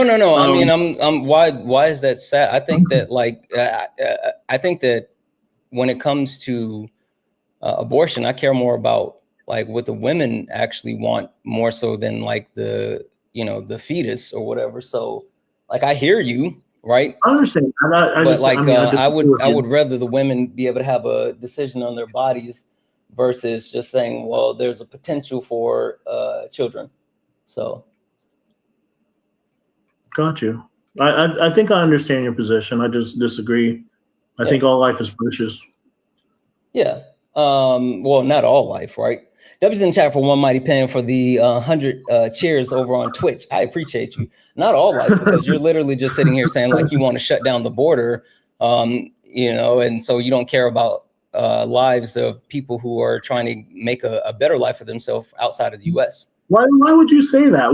How could you pull that from what I said? I said I want to shut down all immigration.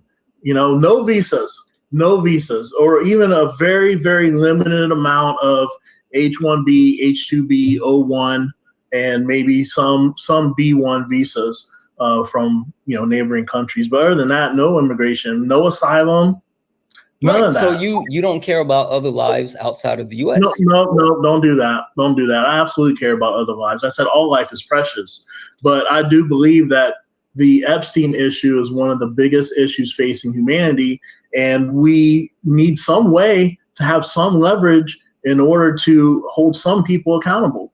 So, and that's just one proposal amongst many. If you want to hold people accountable, then why wouldn't we address like the people that are in power instead of punishing like immigrants?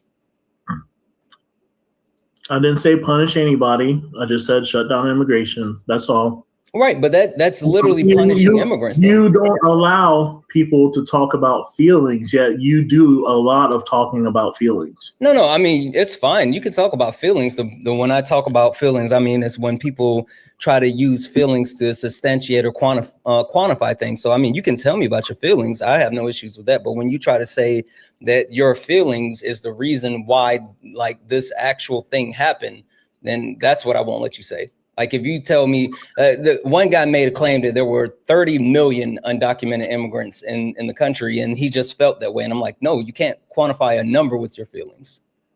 I think it's like in Twitch, it says that LE Blue Bubble says this dude is a hypocrite. I'd like to see how am I a hypocrite? Yeah, that's fine. But I mean, like again, the overarching point that I'm making is like when you talk about the actual like preservation of human life, it's limited. And when I say that you are willing to punish immigrants, it's because you're saying like we need to shut down immigration into the country, into the Epstein files, to the situation are taken care of. But like it should be putting pressure on the people that are in power and the people that are trying to hide it. We do have people like Rogan and Thomas Massey who are out trying to force the release of all the information and all the files. Like, and even if you take a look at other countries around the world, right? You take a look at other countries around the world and you see that like the United States is far from being the leader when it comes to what's happening. So like, that's the craziest thing. Right. I think it's a mischaracterization to say that I want to punish immigrants. I do want to punish the people in power, as you said. They are the people who profit the most off of this whole immigration issue with their cheap labor, by their taxing of remittances going back to these countries, by their exploiting the numbers of people for their congressional districting. It all goes, on and on and on. The ways that the politicians do benefit from keeping the immigration issue going. I say shut it down. Shut it down, even if it's just for a year. Shut down the whole thing until we can have an honest public debate about what is and what is not in the Epstein files and how we want to deal with it. But again, like the point that I'm getting to is, and I'm a little confused as far as like your reasoning or logic as far as specifically picking immigration as being like the Oh my God! Hold on, time out. Hold on. Your chat is like the rudest chat. Wait, you got to lock in. You got to lock in. It's me and you talking up here. Like he is worse than a fat wait. Hey, virgin. listen. Wait. GP, I need you to focus. This is me and you up here. You got to stop reading the chat. I need you to lock in up here with me. I'm confused as far as your idea of using immigration as the bargaining chip instead of anything else. It's not the only bargaining chip. I also say that we refuse to budget the military at all, reduce the military budget to zero, and reduce the federal government to the smallest size possible to keep it going until we resolve these issues. Okay. Now I can understand that a whole rainbow of sanctions that I want to put on the elite here. Okay, that makes a little bit more sense now that you're saying that. All right, perfect.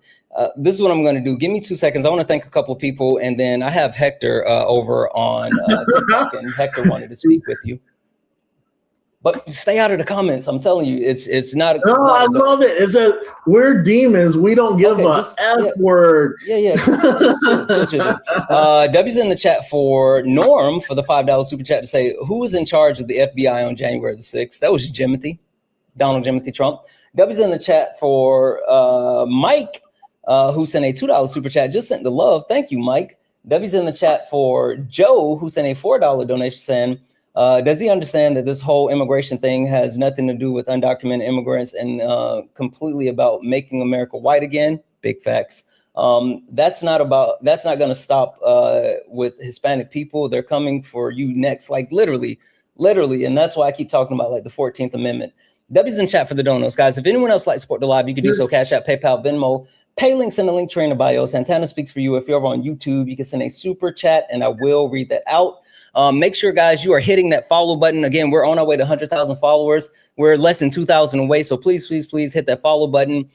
Make sure you guys are over on YouTube, hitting that subscribe. Do all the wonderful things. Keep tapping the screen, share the live. Hector, floor is yours. Hello, Santana. Hello. I'm not sure what this individual's name is. GP. Gotcha. I was going to call you Sale. Hi, GP. So I'm a little confused. So I want you to help me out here because maybe I missed something in the conversation. You mentioned that you wanted to hold our government accountable for Island Man and the files, and the way to do it was by halting immigration. Is that what you said? In part, yes. In part, okay. So what do you think about the national debt going up to 40 trillion? It's horrible. About 40 trillion. Terrible. Absolutely ridiculous, right? We need some fiscal responsibility. I was thinking of ways we can address that, and I want to present one of those ways to you and see what you think. So I think one of the ways we can start really tackling the national debt is by banning seals.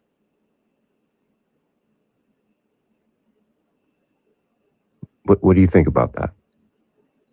By banning what? We need to ban the seals. The seals gotta go. Ban the seals. They gotta go. Host, can you like kind of explain what he's saying? What do you mean? I don't know what Hector is talking about. Hector does his own thing. You just got to roll with him. Oh, all right. What do you mean by ban the seals, Hector? So whenever I go to the aquariums and I go to the oceans and I see those seals, bruh, my first thought was, this is the problem right here.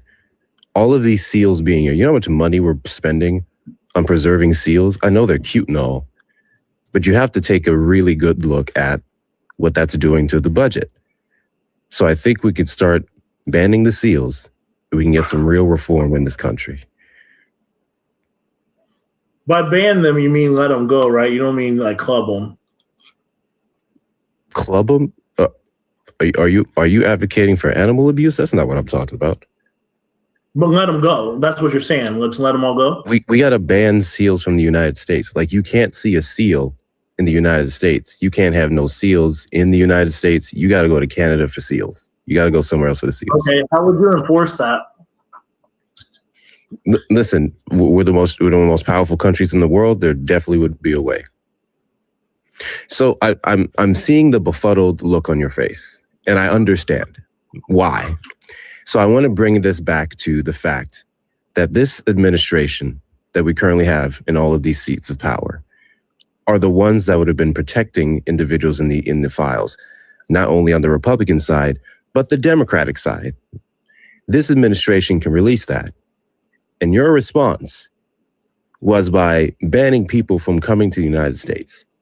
People who predominantly... Yeah, that was kind of a roundabout, funny way of saying that I was kind of missing the point, right? I mean, listen, you said it. You said it. And I just wanted to find a different way to go about it because your face, that was my face in the comments. Because I was like, what? Because individuals named in the files wouldn't have been foreigners. Better yet, not ones here seeking asylum, working some of these jobs. It would have been some of the rich and powerful, most elite, influencing our elections, our politicians, so on and so forth. But you said, ban the brown people. I was very confused. What point did they ban the brown people? So we would just be referencing the people predominantly coming in, specifically who Donald Trump targets via the southern border. They would be predominantly brown, yes. Okay, all right, I got you. So, yeah, I said that was one amongst many, like a whole battery of solutions. The problem is, hey, we have an elite pedophile government, right? Would you say that that's an accurate description of what's happening right now? Sure, but really quickly. You said one of the ways. I have no problem. Would you say that they are funded by our money printing as well as by organized crime, in other words, human trafficking? I mean, our money printing, I don't know if we print money for them, but a lot of money circulates in the U.S. I'm sure they get some. We print a ton of money in order to try to secure the border. I don't know if the Federal Reserve prints money specifically for the rings. That's all I'm saying. We print a lot of money to so-called I'm aware of border, etc. I'm aware of all the money that we print. That's not my point of contention. That's all laundered and given back to people like Nancy Pelosi. I got you. I really need you. Like you're talking to me like I'm stupid. Stick on your point. Like I'm just not. I'm really not. I'm simply trying to help you along your train of logic. So you said immigration. You said immigration was one of the ways that we can address the Epstein files. Can you make the correlation between banning migrants and getting accountability for the files? Yes. Can you listen long enough for me to explain? Just give me 60 I absolutely seconds. Can. Absolutely. Right. I'm going on mute. Like I said, the biggest problem with illegal immigration really is not the crime, right? These are mostly honest, hardworking people who are coming to do our roofs, to pick the blueberries, to clean the hotel rooms. You know what I'm saying? You follow that. But there is the bad people, right? It is the boatloads of cocaine. Whoa. Okay, that the CIA brings in. Wait, stop. Right. You can't say that word on TikTok. That's the C word. You can't say the actual name of a drug. If you I'm sorry, man. I didn't mean. So I'm gonna mute you. So you're not on TikTok, right? And so, like, I don't know if it'll flag it. I don't think it'll flag because you're not here in order to actually say it. But I got you on mute. You cannot say the actual name of any drugs. So, like, let's not do that. For people that's on TikTok, I'm going to use this to do a quick commercial break to, like, try to get us to do all the wonderful things. So first and foremost, tap the screen, share the live. Let's immediately get the likes up to 400,000 likes. Also, repost the live, share it maybe once or twice. But if we can add to the daily gift goal, and hey, W's in chat, thank you for the disco ball. Take care of Hector. Hector's hanging out up here on the panel. Make sure that we are gifting Hector.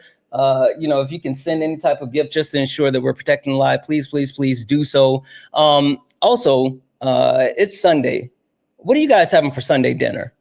Help me out. What should I have for Sunday dinner? Can anyone drop anything in the chat as far as what I should be eating for Sunday dinner? Last but not least, W's in the chat. Sushi. I love sushi. W's in the chat for candidates for the $2 donation. And this guy doesn't care about people or kids. If he did, he wouldn't support the president involved in the exploitation and violence of women and children. Also, several pardoned January 6th admitted that they were wrong and they deserve to be in jail for their violent crimes at the Capitol.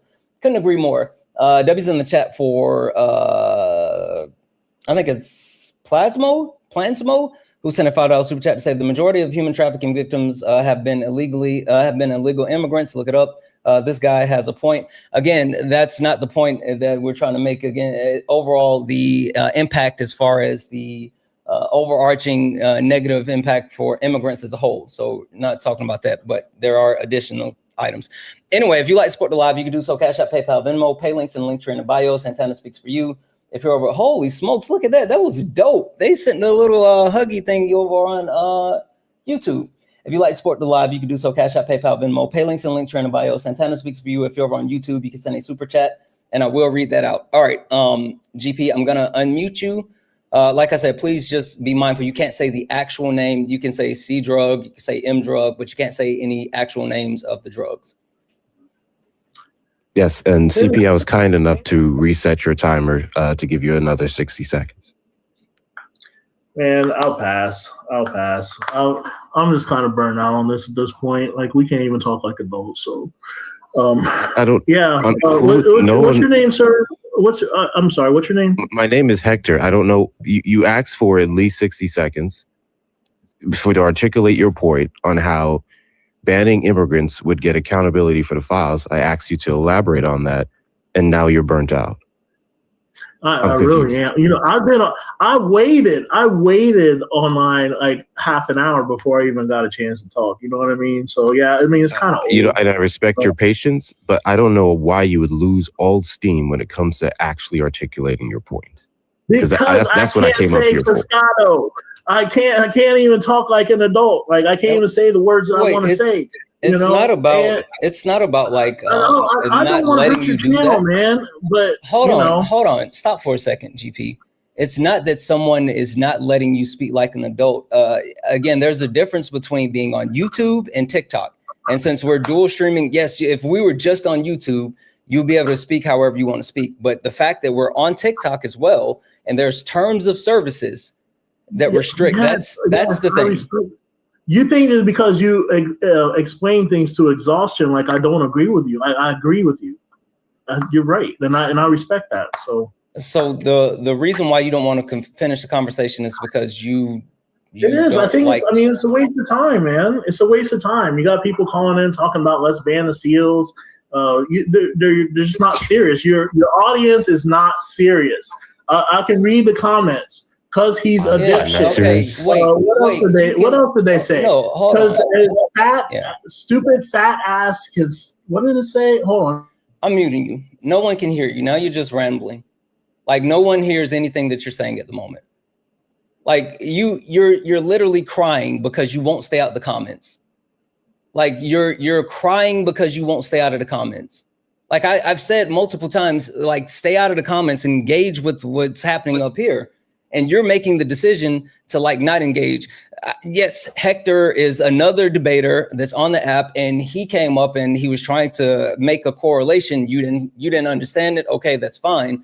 But like, no one, just because you don't understand the analogy doesn't mean that the conversation isn't serious. And just because the chat hurt your feelings doesn't mean that it's not something here. So like, if you don't want to continue in the debate, that's fine, you can go. But like, if you do want to continue, I would love for you to actually just lock in and keep up with the actual debate and stop reading the comments.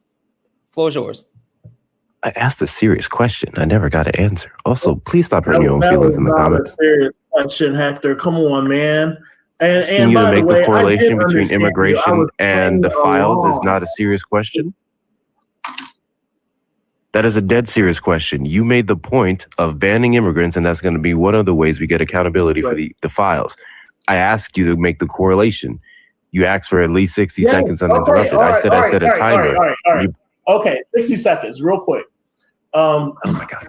All right. Like I said, along with all the good people who want to come to this country to work, to pick strawberries, to plant your vegetables, whatever, however you want to characterize it, there are bad people. There are people who bring along bad substances and people to be bought and sold. I mean, that's not very controversial to say.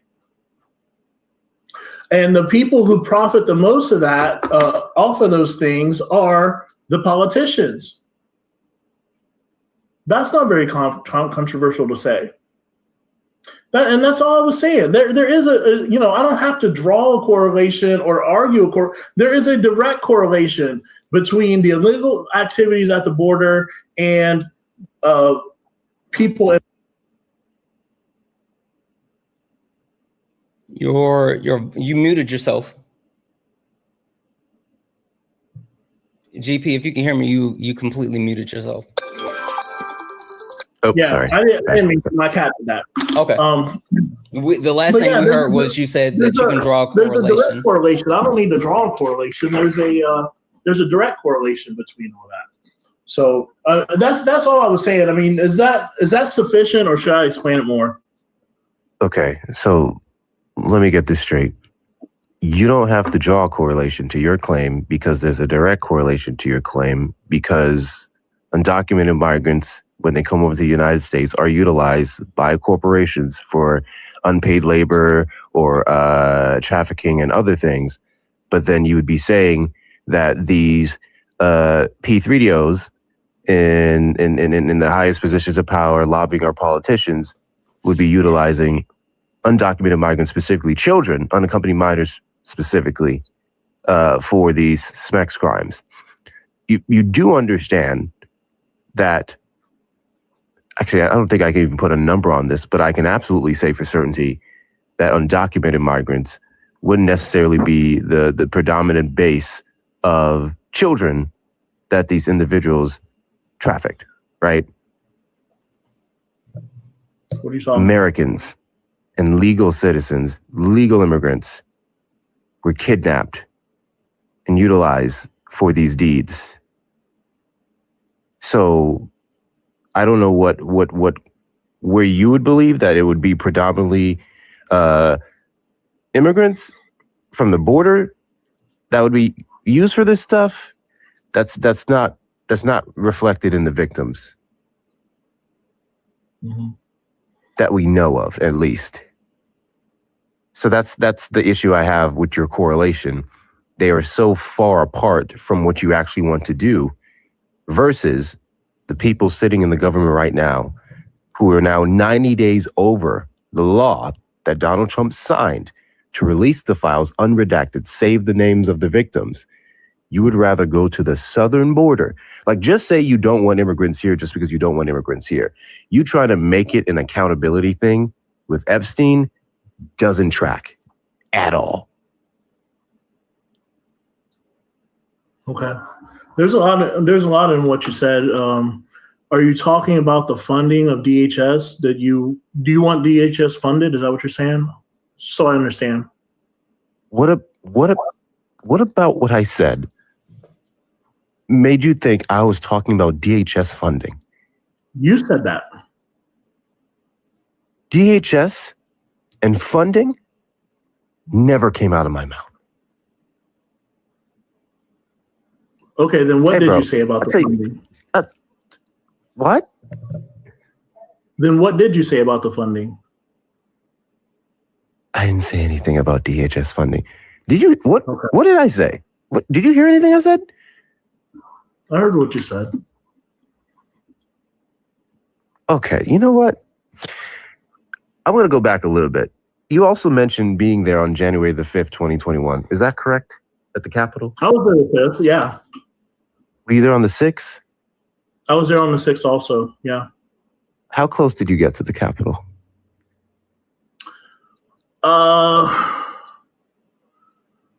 You mean like when everything happened or before it happened? I mean, I was right across Either the street or. from the Capitol before it happened. But when everything went down, I was maybe 3 blocks away. Okay. So I noticed when Santana kept bringing up the damage that was done, the officers that were harmed, the inaction of Donald Trump, you kept following up with, I was there, man. I don't believe that. And then in the thick of it, in the worst of it, you were safely blocks away. So I'm a little confused as to how you're challenging the events of that day when you made sure to get your ass far away from the events to where you could be harmed. And let me be clear, you did the smart thing. I'm not knocking you for that. You did the smart thing. You saw them white people acting up and you was like, nah, bro, that's a them problem. But you were commenting on it as if you was in it and you really wasn't. So why is that? I said 3 times I didn't participate. I never pretended like I was, in it or whatever you put it. I never said you participated. It's the fact that you were challenging some of the events that took place that day when you were not there in the worst of it. That's my point of contention. Okay. So what do you want me to do? You want me to refute what you're saying? There's nothing to refute. I was just pointing out one of the problems with your argument. You have this tendency, and please don't take this as disrespectful, because I'm not the comments. You have this problem with making points, and then you articulate them in very strange ways. Very strange ways. What happened on that day is a tragedy. Your president could have avoided it. If you didn't believe he could have called the National Guard then, you would have to answer as to why he was able to get the National Guard in D.C. weeks into his presidency and have them go cleaning up D.C. allegedly, tearing down people's tents and homes and putting them in detention centers. So why exactly? What? Why do you have so much faith in Donald Trump? Why do you believe him? Why do you follow him? You got to the Capitol on that day because you believe the festival was stolen. I have to say festival because you say the other word on this platform, it gets really weird, but you know what I'm talking about.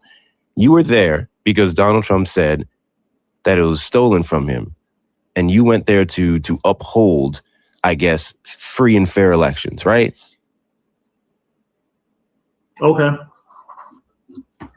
It was a question. Right, to make sure that every legal vote was counted, right? Okay. So did you know that we had investigations on those elections, those votes, those ballots? Did you know that 63 courts with Trump-appointed judges, Republican judges, found that there was not sufficient enough fraud in the festival to turn it in his favor? What? Bro, are you trying to why are we going back over this again? I thought we were going to talk about something else. I mean, if you don't want to talk about this, just let me know. But I went back to it because, again, I was befuddled in the comments. The host I know it's old to asleep. you. I know it's old to you, but it's been 6 years, about 6 years since that event took place. And you are still standing on the lie. You still believe what Donald Trump is saying. Mind you, even Kash Patel's FBI is closing case after case after case after case in states across the country where these allegations were made that there were these fake ballots and unalive people voting in masses and all this different stuff. We just had one recently in Nevada and Arizona. Straight up closed. They didn't find anything, but he's still saying it was stolen from him. So I want to give you this last analogy, and I'm going to shut my happy ass up. Imagine playing a game of Monopoly with someone, okay? You're in a group, you're playing Monopoly. And you got a friend there, upon you whooping his ass, he gonna start saying, you were stealing money from the pot, you were taking money from the bank, you were rolling the dice in a super magical way to get doubles every time so you can keep rolling. You were replacing the rental properties on the properties with hotels when I wasn't looking, so you can make more money when I landed on them. All this crazy stuff. And then you got a ring cam. Y'all look back at the ring cam And yeah, maybe you saw your friend like pick his nose one time or take a turn when he said that his turn was already over and all this stuff, but you don't see none of the crazy stuff that he's saying. He's like, Nemo, you lost fair and square. This friend loses his mind, flips the whole table over, says, no, y'all took it from me. I'm the rightful winner, blah, blah, blah. Would you invite that man back to your house to play Monopoly with y'all and your friends again? Would you tell him he's crazy?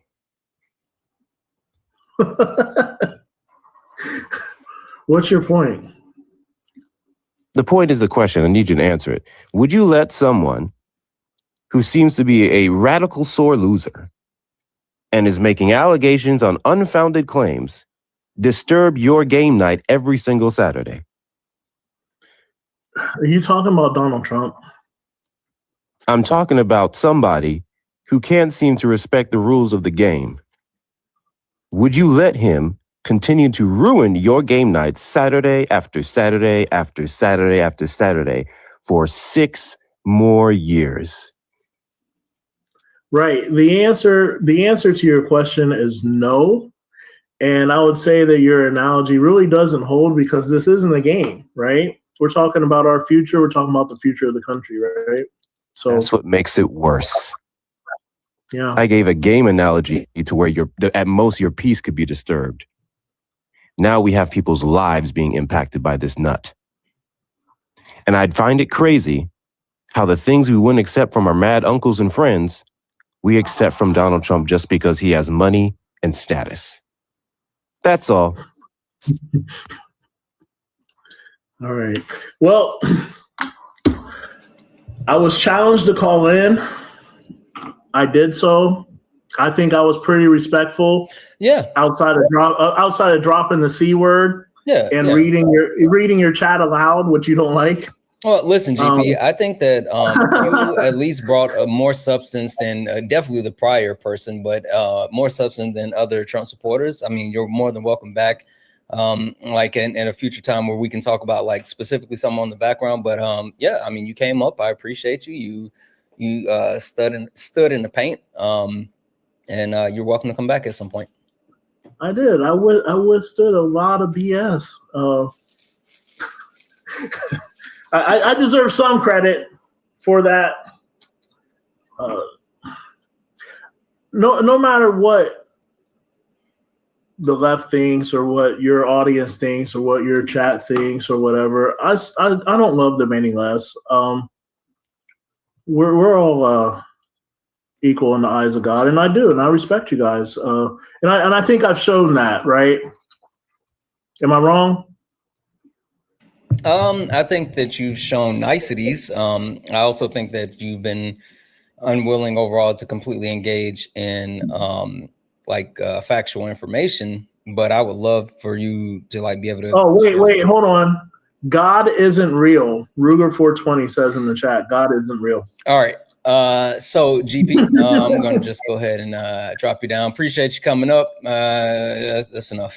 All right. Why does he keep hurting his own feelings in the comments? Please stop doing that. Really quick, because I know you can still hear me. You mentioned like in the sale. I would like for you to sail your way into the 14th Amendment, Section 3, disqualification from holding office. No person shall be a senator or representative in Congress or elector of president and vice president or hold any office, civil or military, under the United States or under any state who, having previously taken an oath as a member of Congress or as an officer of the United States or as a member of any state legislature or as an executive or judicial officer of any state, to support the Constitution of the United States, shall have engaged in insurrection or rebellion against the same, or given aid or comfort to the enemies thereof. But Congress may, by a vote of 2/3 of each house, remove such disability. Yep. So even if you want to nitpick the definition of insurrection, you can't fight rebellion. And even if you want to fight rebellion, when aid or comfort was given to 1,600 people who showed up that day, one of them including you, he should have never been allowed to run again. Yep. Couldn't agree more. Anyway, Hector, I appreciate you coming up. Thank you, man. Take it easy. Right, bro. Have a good one. It's only request up if you are a Trump supporter or disagree with anything on the background. We're only looking for some debates. Only request up if you are a Trump supporter or disagree with anything on the background. We're only looking for some debates. If you're friendly, tap the screen, share the live, send your daily heart me. It's only 1 coin. It will boost the live. Hi, Jerry. Are you a Trump supporter or disagree with something on the background? I am not a Trump supporter, but I have a question about the ties with Israel. That is my big point, and I'm really happy that you've had that on your board so that I can discuss that with you. Mostly I have questions. Hold on. So the premise of your question, is it because you disagree with cutting ties with Israel? Yes, I disagree. Okay. Well, start there before you give me your question. Tell me why you disagree with the point as far as cutting ties with Israel. Because I support the existence of Israel, and my fear is that what the future of Israel would be if we did cut ties with Israel. So my question for you is, what would you hope the future of Israel would be if we did cut ties with Israel? Like, or just in general, what do you wish for the future of Israel? I don't wish anything for the future of Israel. That I don't live in Israel. I just know that that Bibi Netanyahu is a war criminal. Israel is a terrorist state, and free Palestine until it's backwards. That's the only position that I take as a whole. Like, Israel has been an actual agitator in the Middle East, attacking 9+ countries in the last year and a half, and saying that it was preemptive. They have often used the backing of the United States military to finger wag, and then also like just go on bombing barrages. They've funneled money into the pockets of our politicians through AIPAC, and then in turn our politicians funnel money into Israel. And so the overarching point that I'm making is that specifically there's no benefits for America to have ties with Israel when it comes to the American people. Sure, there's benefits when it comes to our politicians, but to the American people, there's not.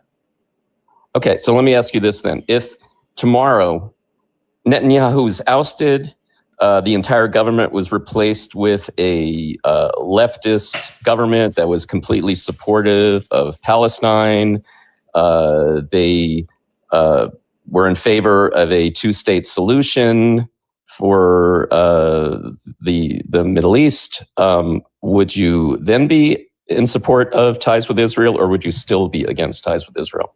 I would still be against ties with Israel because you said this would happen tomorrow. They would still have to demonstrate that not only have they made this change, but it would have to be a consistent change that is measured over a distance of time, not just in the short term. Okay, so you are not against the existence of Israel. You are just so you're not against the existence of Israel in general. It's just the government as it has existed for these past years that you are against. Is that correct?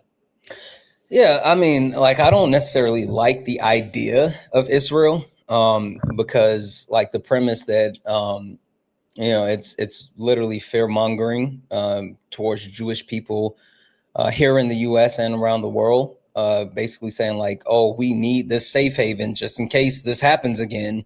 And you can take a look at massive events that have happened throughout the history of our world. And there's never been another instance where, and there has to be like an established land for a safe haven for people who even aren't like current citizens to be able to return to if there's a sentence. Like it's a state built off of fear mongering. It's also a state that was built off of the back of the Palestinian people that welcomed them there. So my personal feelings when it comes to Israel, I don't really put that in there. I just say as a whole, what the governmental system has been doing is massively harmful in the Middle East and also to the American people and specifically to the people within Gaza. Okay, so you're talking about having negative feelings about it because of the way it was formed, correct? No, I'm saying I don't put my personal feelings in it. Right, but everything that you mentioned, you're talking about, you're talking about its history in terms of why you hold these negative feelings, right? Well, I said I don't put my personal feelings in it, so I haven't spoken on my personal feelings. But the premise as far as why I hold the position that this needs to happen is based off of the fact that they have overwhelmingly been on a offensive strike within the other areas within the Middle East, while calling it like preemptive strikes. They have overwhelmingly dumped money into our political system while taking money for themselves, and also it's just like the premise of the state as a whole. I don't like it in the sense of I feel like it's based off of fear mongering. That's the only personal thing that I've spoken about. I think it's like to tell people that they have to have a safe haven just in case something like this happens again. Like I disagree with that, and I've told many people who are Jewish, like this is your, like speaking of America, like this is your country as well. Like don't let anyone run you out of your country. And that's just me coming from the perspective of a Black person. Like Black people aren't fleeing America after all the injustices and travesties and like genocide that they created. This is still our country as well. And I say the same thing to Jewish people, like don't let someone scare you out of your country. And this is your country. So. Okay, well, okay. I'm not sure I follow that. Say that last thing again. What do you mean? Don't let them scare you out of what country? What did you America? mean? Jewish Americans. I've told them specifically, don't let them scare you out of America, because America is just as much the countries of Jewish Americans as it is Black Americans, as it is anyone else that's of a different nationality. If you are an American citizen, this is your country, and you don't have to have a backup country just in case shit goes left. Okay. All right. So let me let me ask you this: what do you think would well, I guess you've already said this, that you don't care about the future of Israel, but I mean, do you care about people in other countries in general? And like what? Mm-hmm. I mean, you do care in general, right, about people in other countries. And so even when it comes to Israel, I make sure that I make the distinction for people, like saying, hey, when I talk about Israel, I'm talking about the governmental system. I'm not talking necessarily about the people that live in Israel, and I'm definitely not just talking about like Jewish people across the board. Now, my issue becomes where any Jewish people or any person as a whole supports what the Israeli government is doing towards the Palestinian people. Like then I have a problem with you. But just because you're Jewish or just because you live in Israel doesn't mean that like I have an issue with you. That would be the same type of premise that people hold like some negative feelings against, me or people who don't support the Trump administration. But just because we live in the US, then they hold that negative position towards us. Like I wouldn't want that to happen. Right. Well, exactly. And that's why, I totally agree. I agree with you. Netanyahu is a monster. He needs to be removed immediately. I don't disagree with you at all in terms of that. But that's why I said in general, I feel like the US does need to support Israel. Like I'm saying, not necessarily right now. We definitely do need to do something to get rid of Netanyahu. But I feel like without the US support, the future of Israel is quite uncertain, because they are basically living in an area where they are surrounded by enemies that want to destroy them. Why? That is why. Why? Mm-hmm. I guess obviously there are two sort of answers to that. You could say that one is because it's kind of a catch-22, right? One answer is because they are surrounded by people who hate Jews. That is one answer.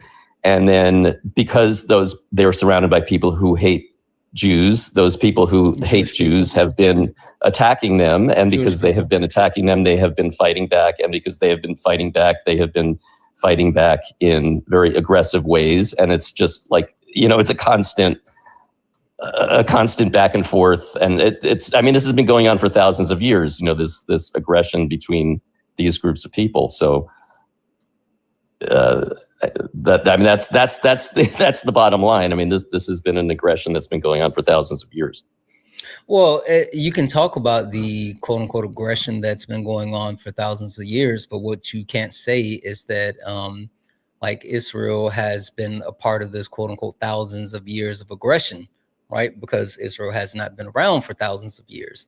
And Right. I think the entire point being, though, is that like if you take a look at the main reason that like they would be in jeopardy without the backing of the United States is because of them, right? Like let's be honest.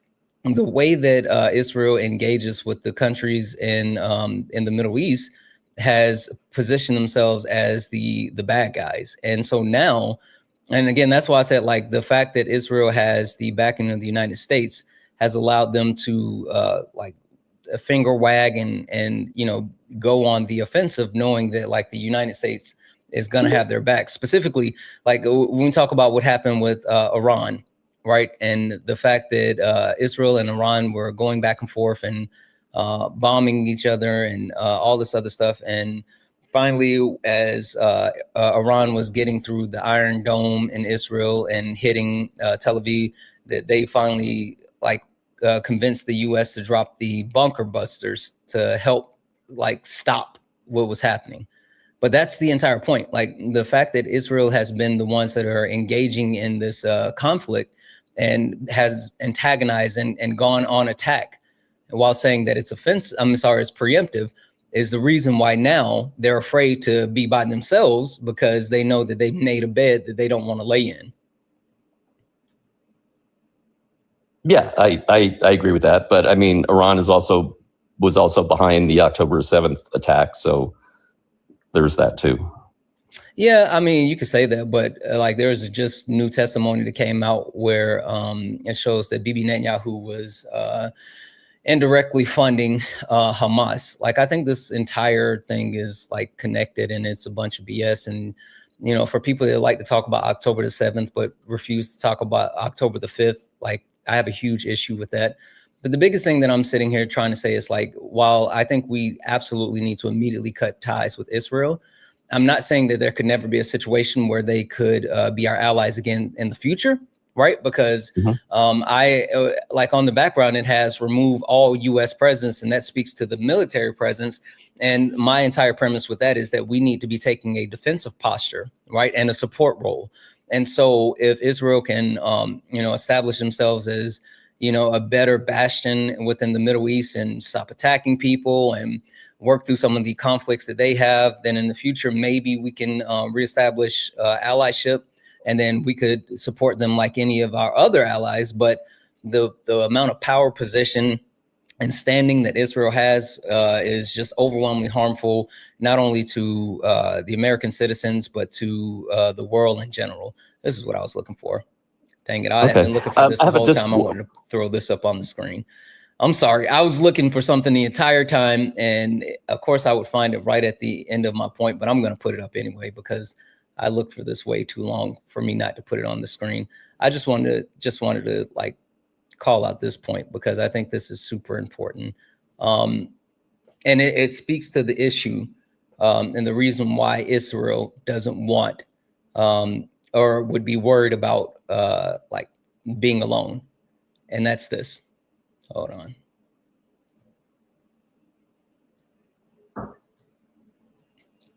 This is the strikes -1. This is everywhere that Israel has attacked within the last year and a half and said that it was preemptive strikes.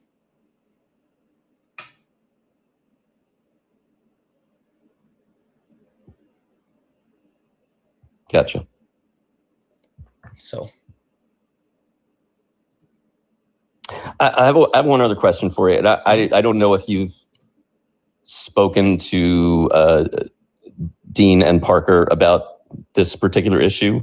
I don't know if you guys have had a discussion, but I heard Parker say something in his live not too long ago, which had me very concerned, and I didn't know specifically what his views were. So I don't know if you know, because it really bothered me. somebody had brought something up about Israel, and he said something about that he wanted a one-state solution, and that was not an Israeli one-state solution. That was about all he said. Do you know what his views are on that? No, I don't know what Parker's views are. I know that he's pro-Palestine. He is against the aggression and conflict of Israel. And that's the only thing that I can really say about that. Okay. All right. I didn't know if you guys had talked about that, because I didn't know if you had the same views, and that was very troubling, and that's why that was one of the things that I wanted to talk about. Okay. Yeah. Well, and I'll say this. I mean, from a personal standpoint, that's why I don't talk about my personal feelings. I speak from like a practical standpoint. There's a lot of things that I personally feel that's more extreme than what I actually say, because I only talk about things that I think is practical as far as being able to accomplish. But personally, there's like a lot more extreme shit that I would stand on. So I'll just leave it at that. Okay. All right. I appreciate you coming up. All right. Thanks for having me. Mm-hmm. W's in the chat for Joey for the $5 donor to say, ask him if he supports U.S. paying reparations to Black people. Damn it, I missed that one. Yes, the UN voted on saying that that chattel slavery was the most harmful event in the history, and the actual the only 3 countries that voted against it was Israel, the U.S., and Venezuela. So W's in chat for that $5 dono. Also, W's in the chat for Cook, who sent a $9.99 super chat to say, keep being an inspiration. Too few of you. Thank you so much, Cook. I appreciate you. W's in the chat for 6'8" Tony. What up, bro? Who sent a $10 super chat to say, don't let anyone disenfranchise you because you're a person of color, especially young, Black, and beautiful. I know that's right, 6'8" Tony. What up, my G? And then there's Pasmo Owl or whatever. I don't know. Sent a $5 super chat to say, Santana and his mods timeout comments they don't like. What's this hypocrisy? First and foremost, I don't time out any comments that I don't like. I don't give a fuck about your comments, but I will say that if you're a Trump supporter and you're yip yapping in the chat, then yeah, I'll time you out because, you know, get in the box. But that's it. Anyway, W's in the chat for the donos, guys. If anyone else like to support the live, you can do so. Cash App, PayPal, Venmo. Pay links in the link tree in the bio. Santana speaks for you. If you're over on YouTube, you can send a super chat and I will read that out. Keep tapping the screen, share the live. Only request up if you're a Trump supporter or disagree with anything on the background. We're only looking for some debates. We have over on YouTube, I want that 100. And then it says, I did vote for Kamala though. Wait, so you didn't vote for Trump? No, but you said earlier, so if not, I'll fuck off. Easily. Well, no. This was for someone who voted for Trump over Kamala Harris, so. Okay, fair enough. I was just desperate for $100. Oh, okay. All right. Well, I appreciate you. All right. Peace out. Yep.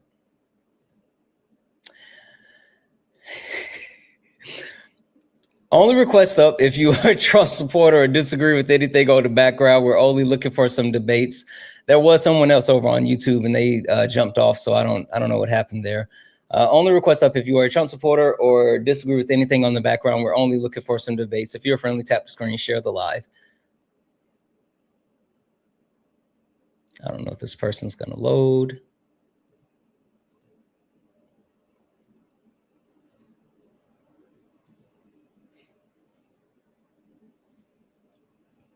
W's in the chat for Stephanie for the $1.99 super chat and just sent the super chat just to love. Thank you, Stephanie.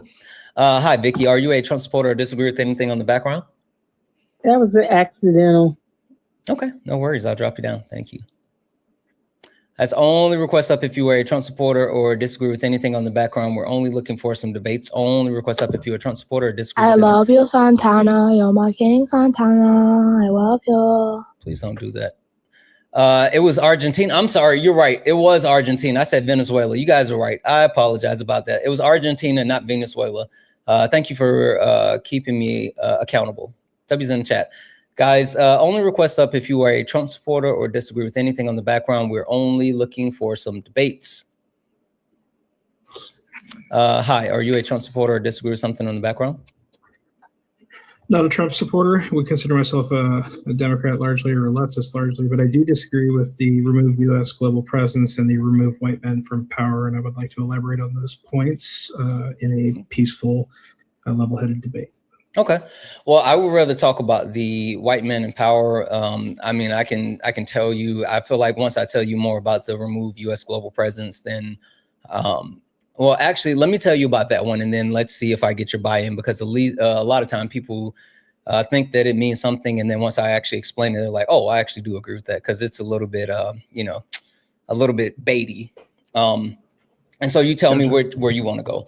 The point of remove U.S. presence speaks to the overwhelming force that we have with our military in every country. The United States of America has between 750 and 800 military bases globally.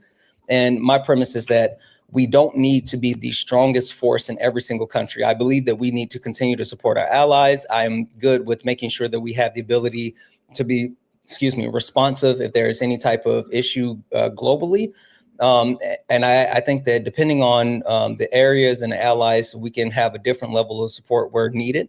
The only thing is I don't think that we need to be like the most massive force in every single country, because what happens is that continues to perpetuate the military industrial complex, where we do things like to continue to fund our military budget year after year to higher levels. And then also you see a need for additional bodies, right?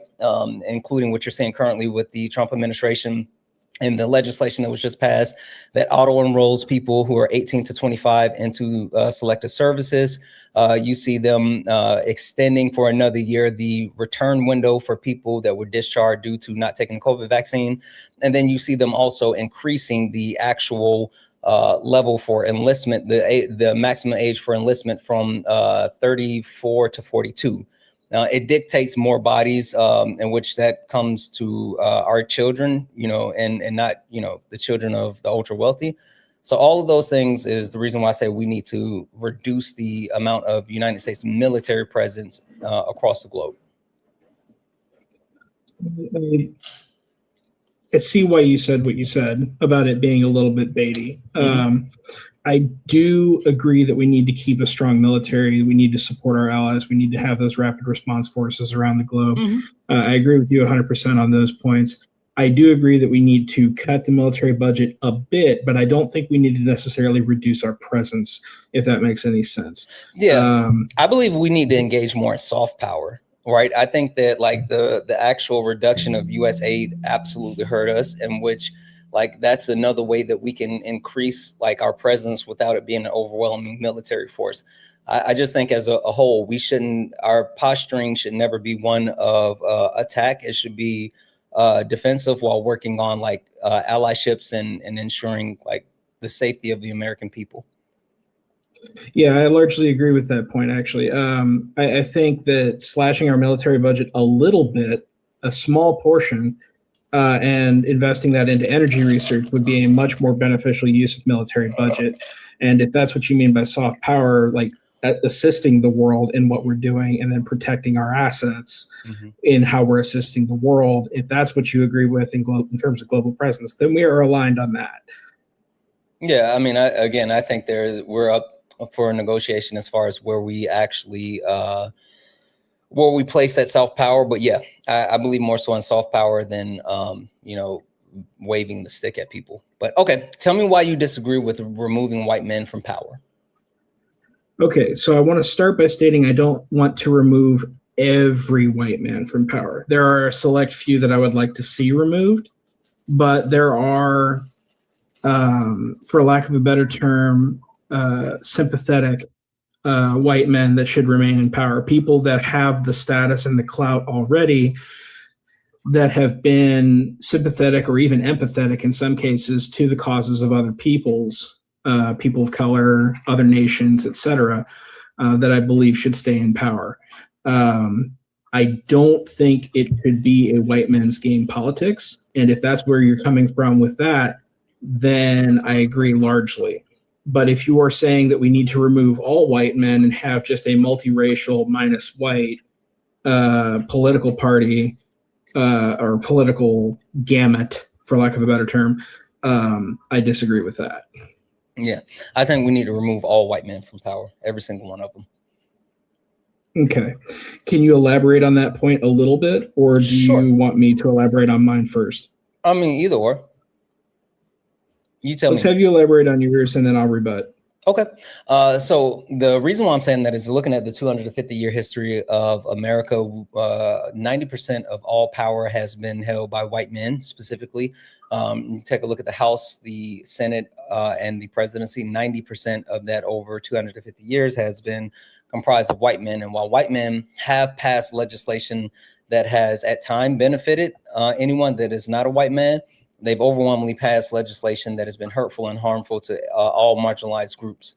I'm coming to this as a point of us being in an existential crisis based off of the average duration of nations being 250 years. And this is our 250th year.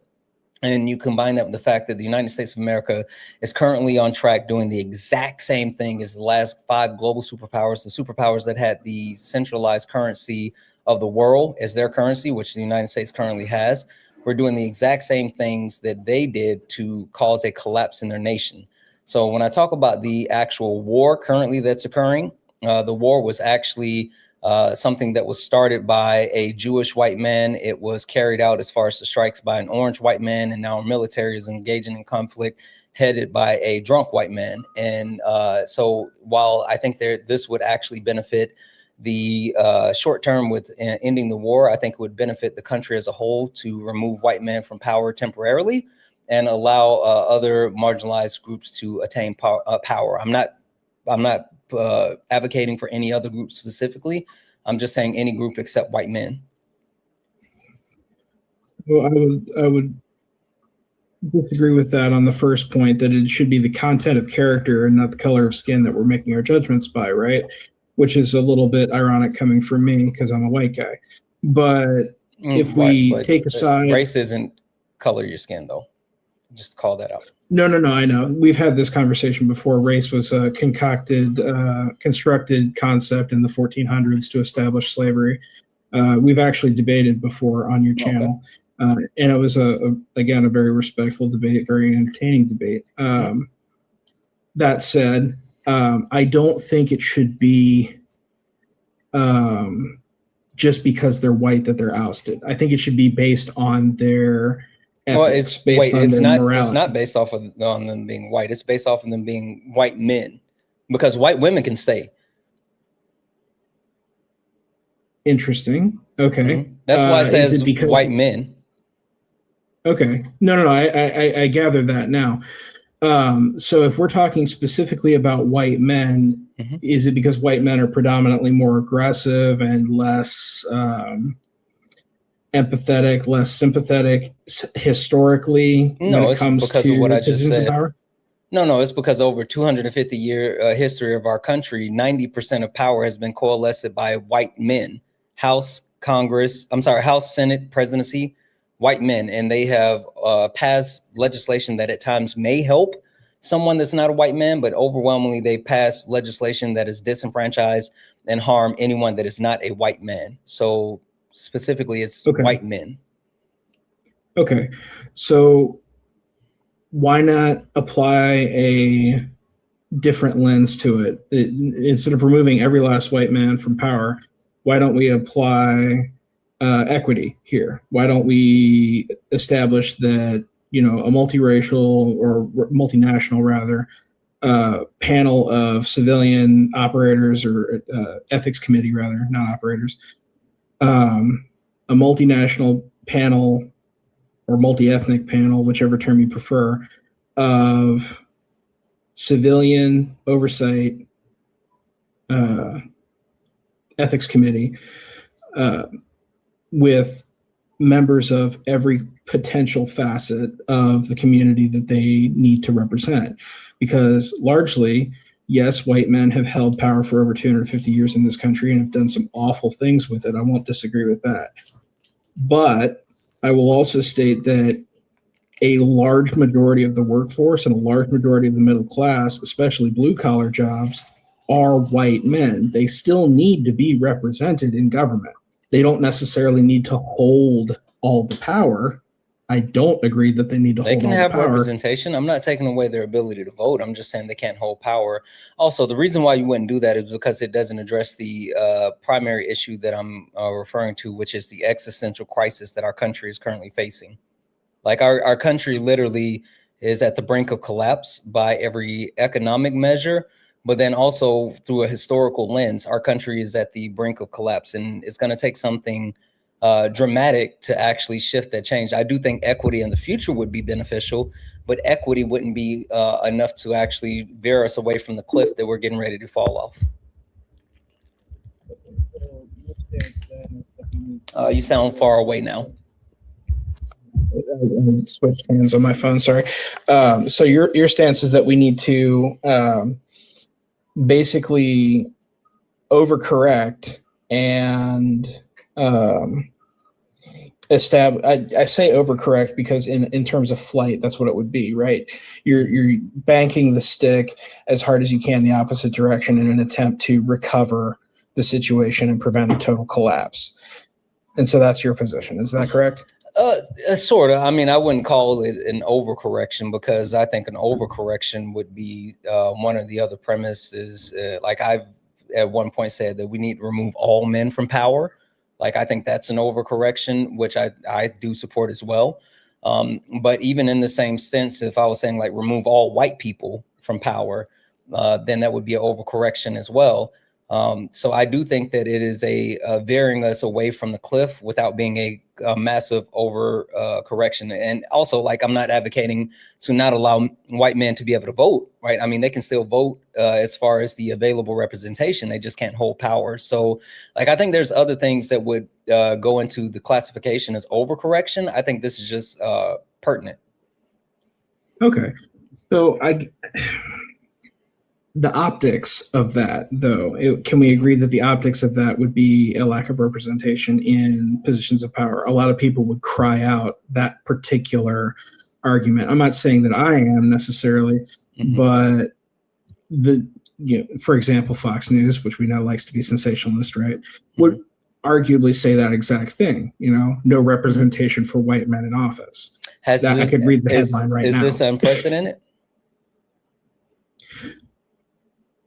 In the United States, I believe it is unprecedented. Is it not? When was it? It's unprecedented from the stance of specifically going after white men, but it's not unprecedented in the stance of like people being in the country without having access to full representation. Like when the Constitution was created, it was created, and the only people that had full rights under the Constitution was white men that own land. And then after that, It was white men as a total. And then it was men as a total. And then it was everyone, right? And so the shift of the overarching point is that like there's been times within our history where there's been a subgroup that has been people without representation or without the full access and rights of being people. But white men, they've always been the ones that are protected. And so like this would be the only dramatic shift as far as us never doing this specifically to white men, but it's happened to everyone else before.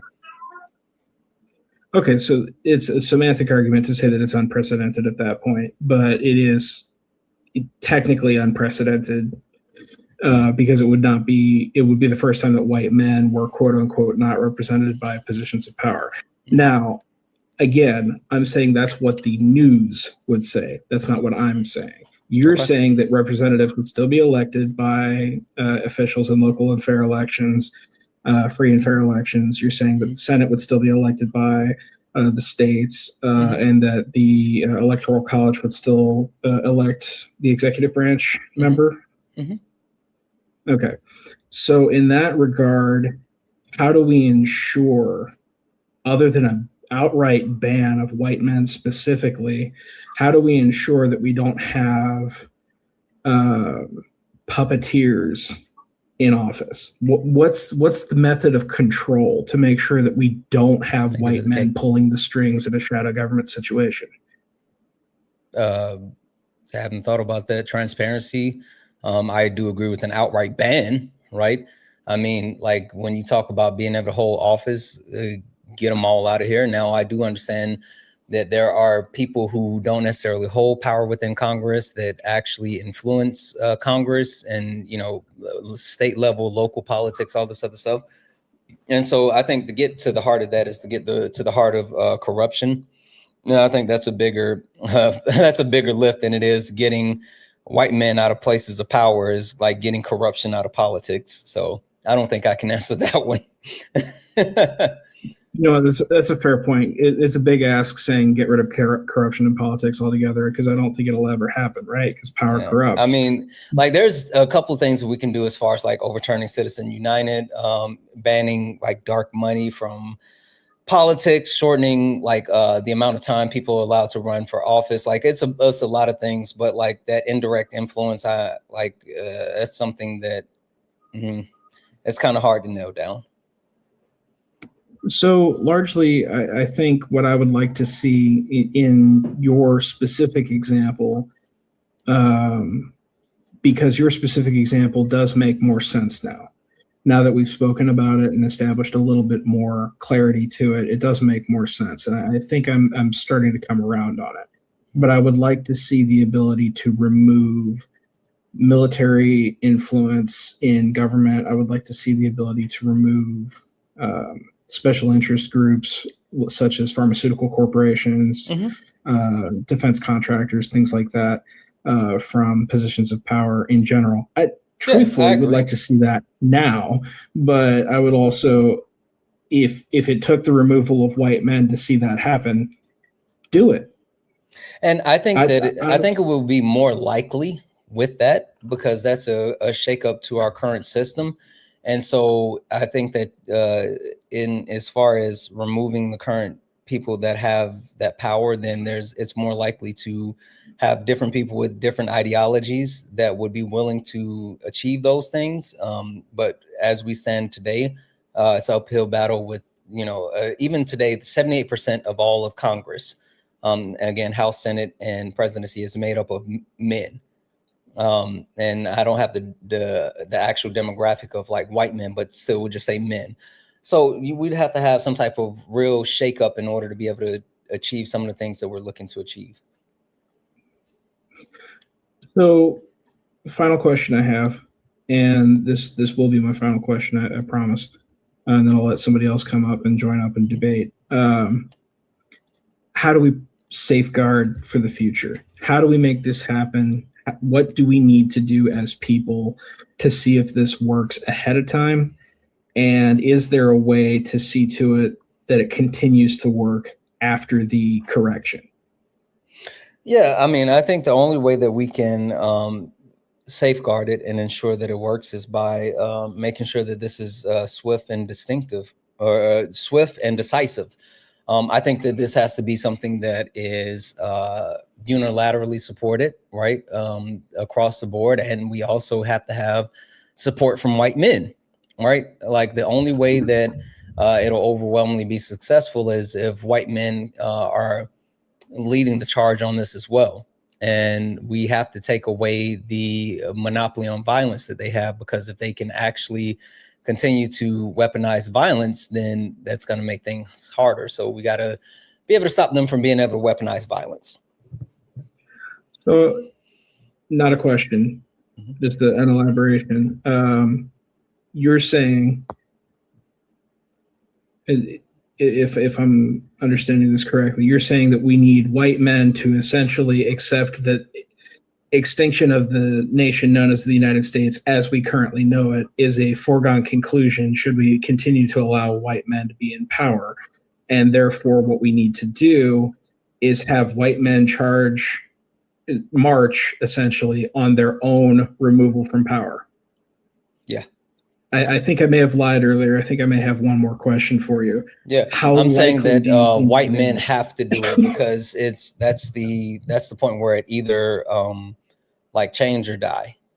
So okay, so change or die is understandable. I get that, but how likely do you think it is that a group that has, by your own admission, held power by factual admission, I will further state, held power for the past 250 years in this country, how are they going to just lay down their arms, so to speak, and submit to the future?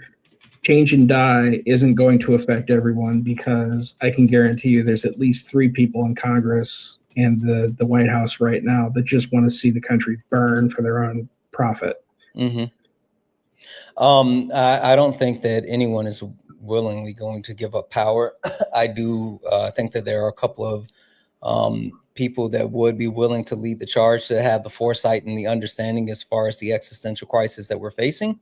But just in general, as a whole, convincing white men to do this isn't something that's likely. But I think this is why, like, this topic needs to be advocated for. Like, I was having this conversation with a guy yesterday, and we were talking about abortions, and I was telling him, like, don't focus on abortions. Like, we need to be advocating for mandatory vasectomies. And I ran through that logic train with him, and he was like, yeah, I actually do like the thoughts of mandatory vasectomies, but we got to focus on abortions, because no one's talking about like mandatory vasectomies. They're talking about abortions. And I was like, well, the reason why they're talking about abortions is because no one is trying to push the envelope with the mandatory vasectomies. And so the same premise that I have there is the same premise now. It's like, the only way that we're going to be able to do that is if we force the topic, force the issue, get it out on the forefront, and we have men leading the conversation around mandatory vasectomies instead of worrying about abortions. In a similar vein, I'm sorry, it brought a question to me. In a similar vein, this is the script that was submitted to the MPAA that's way too violent to get the NC-17 rating, so that you can remove the one scene that doesn't really need to be in the movie and get the rating you want. Is that essentially what we're doing here? Or is it legitimately that you want mandatory vasectomies for men? Yeah, if we're going to keep debating and trying to regulate women's bodies with abortion, then yeah, I would much rather have mandatory vasectomies. It's more practical. It actually makes way more sense than a nationwide abortion ban. No, I agree. I agree. It actually does. I'm actually for women's reproductive rights of all peoples, actually. Mm-hmm. That's one of the things that I strongly advocate for. But back to the topic that we were talking about, which is the removal of white men in power. Do we need to go to extreme, applying the same logic? Do we need to go to extreme in order to convince them that the extremity that we actually want is enough? Wait, so are you saying that the idea is extreme, or are you saying that we need to go to the extreme to convince them? I'm saying that we need to go to an extreme. We need to sell them on an extreme situation so that they agree to the situation we actually want. I disagree. I think we need to sell everyone else on the idea and get a buy-in from some white men, but there's literally more of everyone else in this country than there is of white men. So we don't need all white men or a majority of the white men to buy in. We just need a majority of the country and a majority of the people to buy in. So we need to worry about convincing everyone else. Okay, I see your point now. Okay. Yeah, I mean, it sounds great. Like I honestly, I wasn't 100% for it before we started this discussion, but I think I'm coming around on it. And I think you've got a solid point. I do think it's a bit of an overcorrection, but if it saves the country and is sustainable in the future, and as long as people are being fairly represented, finally, I think it's worth it.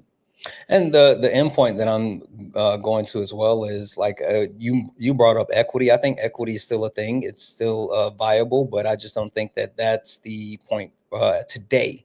I think equity, if we can get past that, then we can start talking about equity, and that would be like an equal footing for people, and it would give us true access.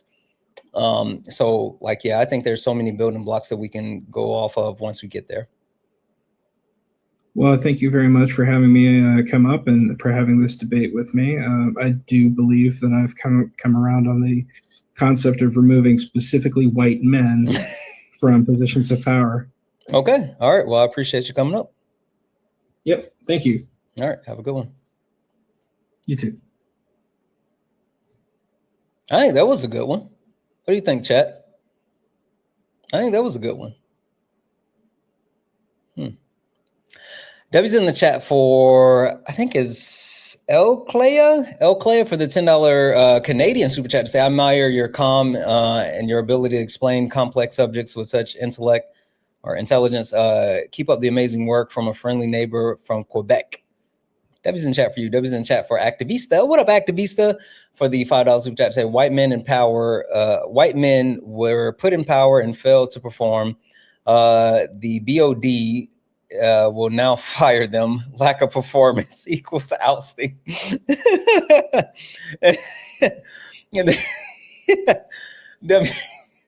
W's in the chat for Ellie Mars for the $2 super chat to say good back end conversation. I agree. W's in the chat for Nick for the $10 super chat to say been a bit. Hopefully you remember me. I do, Nick.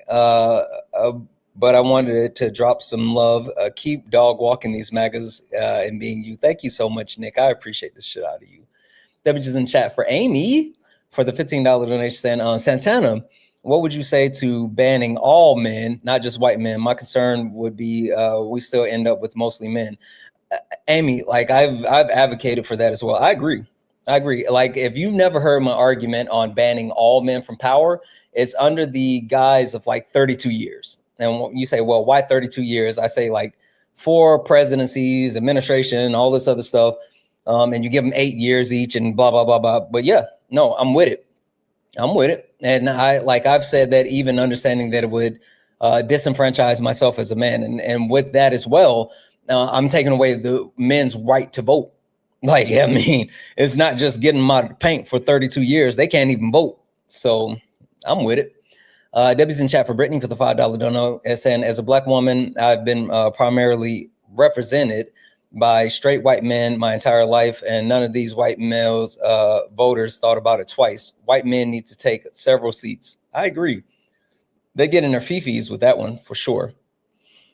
Debbie's in chat for Kyle for the $10 donation saying for truth. Thank you, Kyle. Debbie's in chat for Boss Lady Fun. What up, Boss Lady Fun? For the $3 donation saying you're too damn good at this. W remove white men.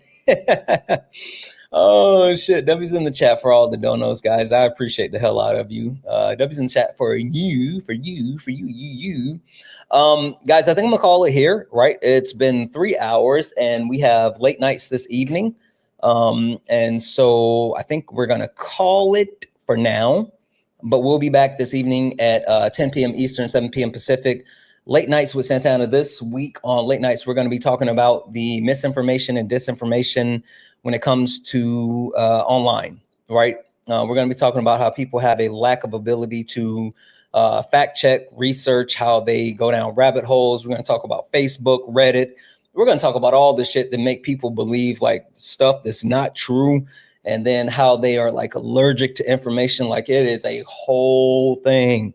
It's a whole thing. It's going to be a great conversation. So if you're available, please come back this evening, 10 p.m. Eastern, 7 p.m. Pacific, Late Nights with Santana. It's going to be a great conversation. And Late Nights is the opportunity for you to join the panel, right? It's not you got to be an op. It's open to anyone who wants to actually join the conversation. So that's where Late Nights is happens. Are you a Trump supporter? I don't agree with cutting the budget. That's what's up. Why do you want to cut the budget of military that protects our nation? Because it would be a good thing. For who? The people? Yep. In what way? By letting other countries bomb the shit out of us, or what? Nope. I don't believe in countries bombing the shit out of us. Well, if you cut the military budget, they're not going to have enough funds to invest in weaponry. You sure about that? I mean, things cost money. Yeah, things do cost money. Right. You still haven't gave me your argument why you think it's good to cut the budget. Yeah, I know. I don't think it's worth giving it to you.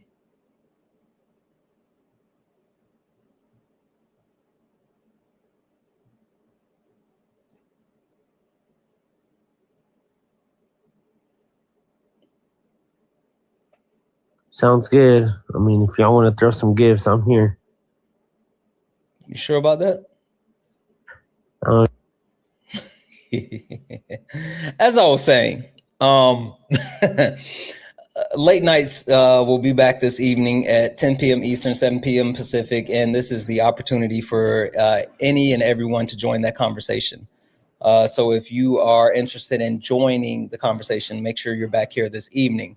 Also, I got some videos that I'm going to be posting. I went out to NEOCONS yesterday, and I did a couple of different interviews. It was some really good interviews, so I'm going to be posting that today. I wanted to have it posted before I went live, but I was still finishing the edits. But I'm going to get that out today, and then some other stuff. So make sure you guys are engaging everywhere. Right? Make sure you're checking out the videos, watching the videos where they're posted. Make sure you get over on YouTube. If you're watching on YouTube right now, hit that thumbs up. Hit that thumbs up. We almost have more people. Thank you for the crown. With the hitting the thumbs up on the VOD than we have watching. So that's awesome. I want to make sure we get as many thumbs up as possible. Make sure you follow me on all the platforms. Santana Speaks for You, which is YouTube, Instagram, Twitch. My main page here all across the board. So we're going to get out of here, guys, and we will be back this evening for late nights. And you know how we do. Let's go. You stepped in a box. Now you're in the ring. Ain't no hugs here. You better take your best swing. Pow, pow. Mike Hot, who wanna step in the flame? This ain't a debate, this a mind game. Facts type lies, get left in chain. One wrong word, get slapped out your name. This ain't TikTok T, this a war zone talk. No script, no filter, no safe walk. Bring stats to get scrambled like a glitch. I got fire in my mouth like I came from the pit. Hey. Guys, W's in the chat for the chat. Thank you all for hanging out with me this morning. It was a lot of fun. I appreciate it out of you. Like I said, we'll be back this evening, 10 p.m. Eastern, 7 p.m. Pacific, late nights with Santana, and it will be a great one. Get here if you want to join the conversation. It's going to be really good, really good. Anyway, thank you all. Thank you all for being here. You all are absolutely amazing. I mean that. Thank you all for the gifts, the taps, the likes, the shares. Thank you all for hanging out. Thank you for being you. I hope you have a wonderful rest of your Sunday. I will see you all later on this evening. I love you all, and as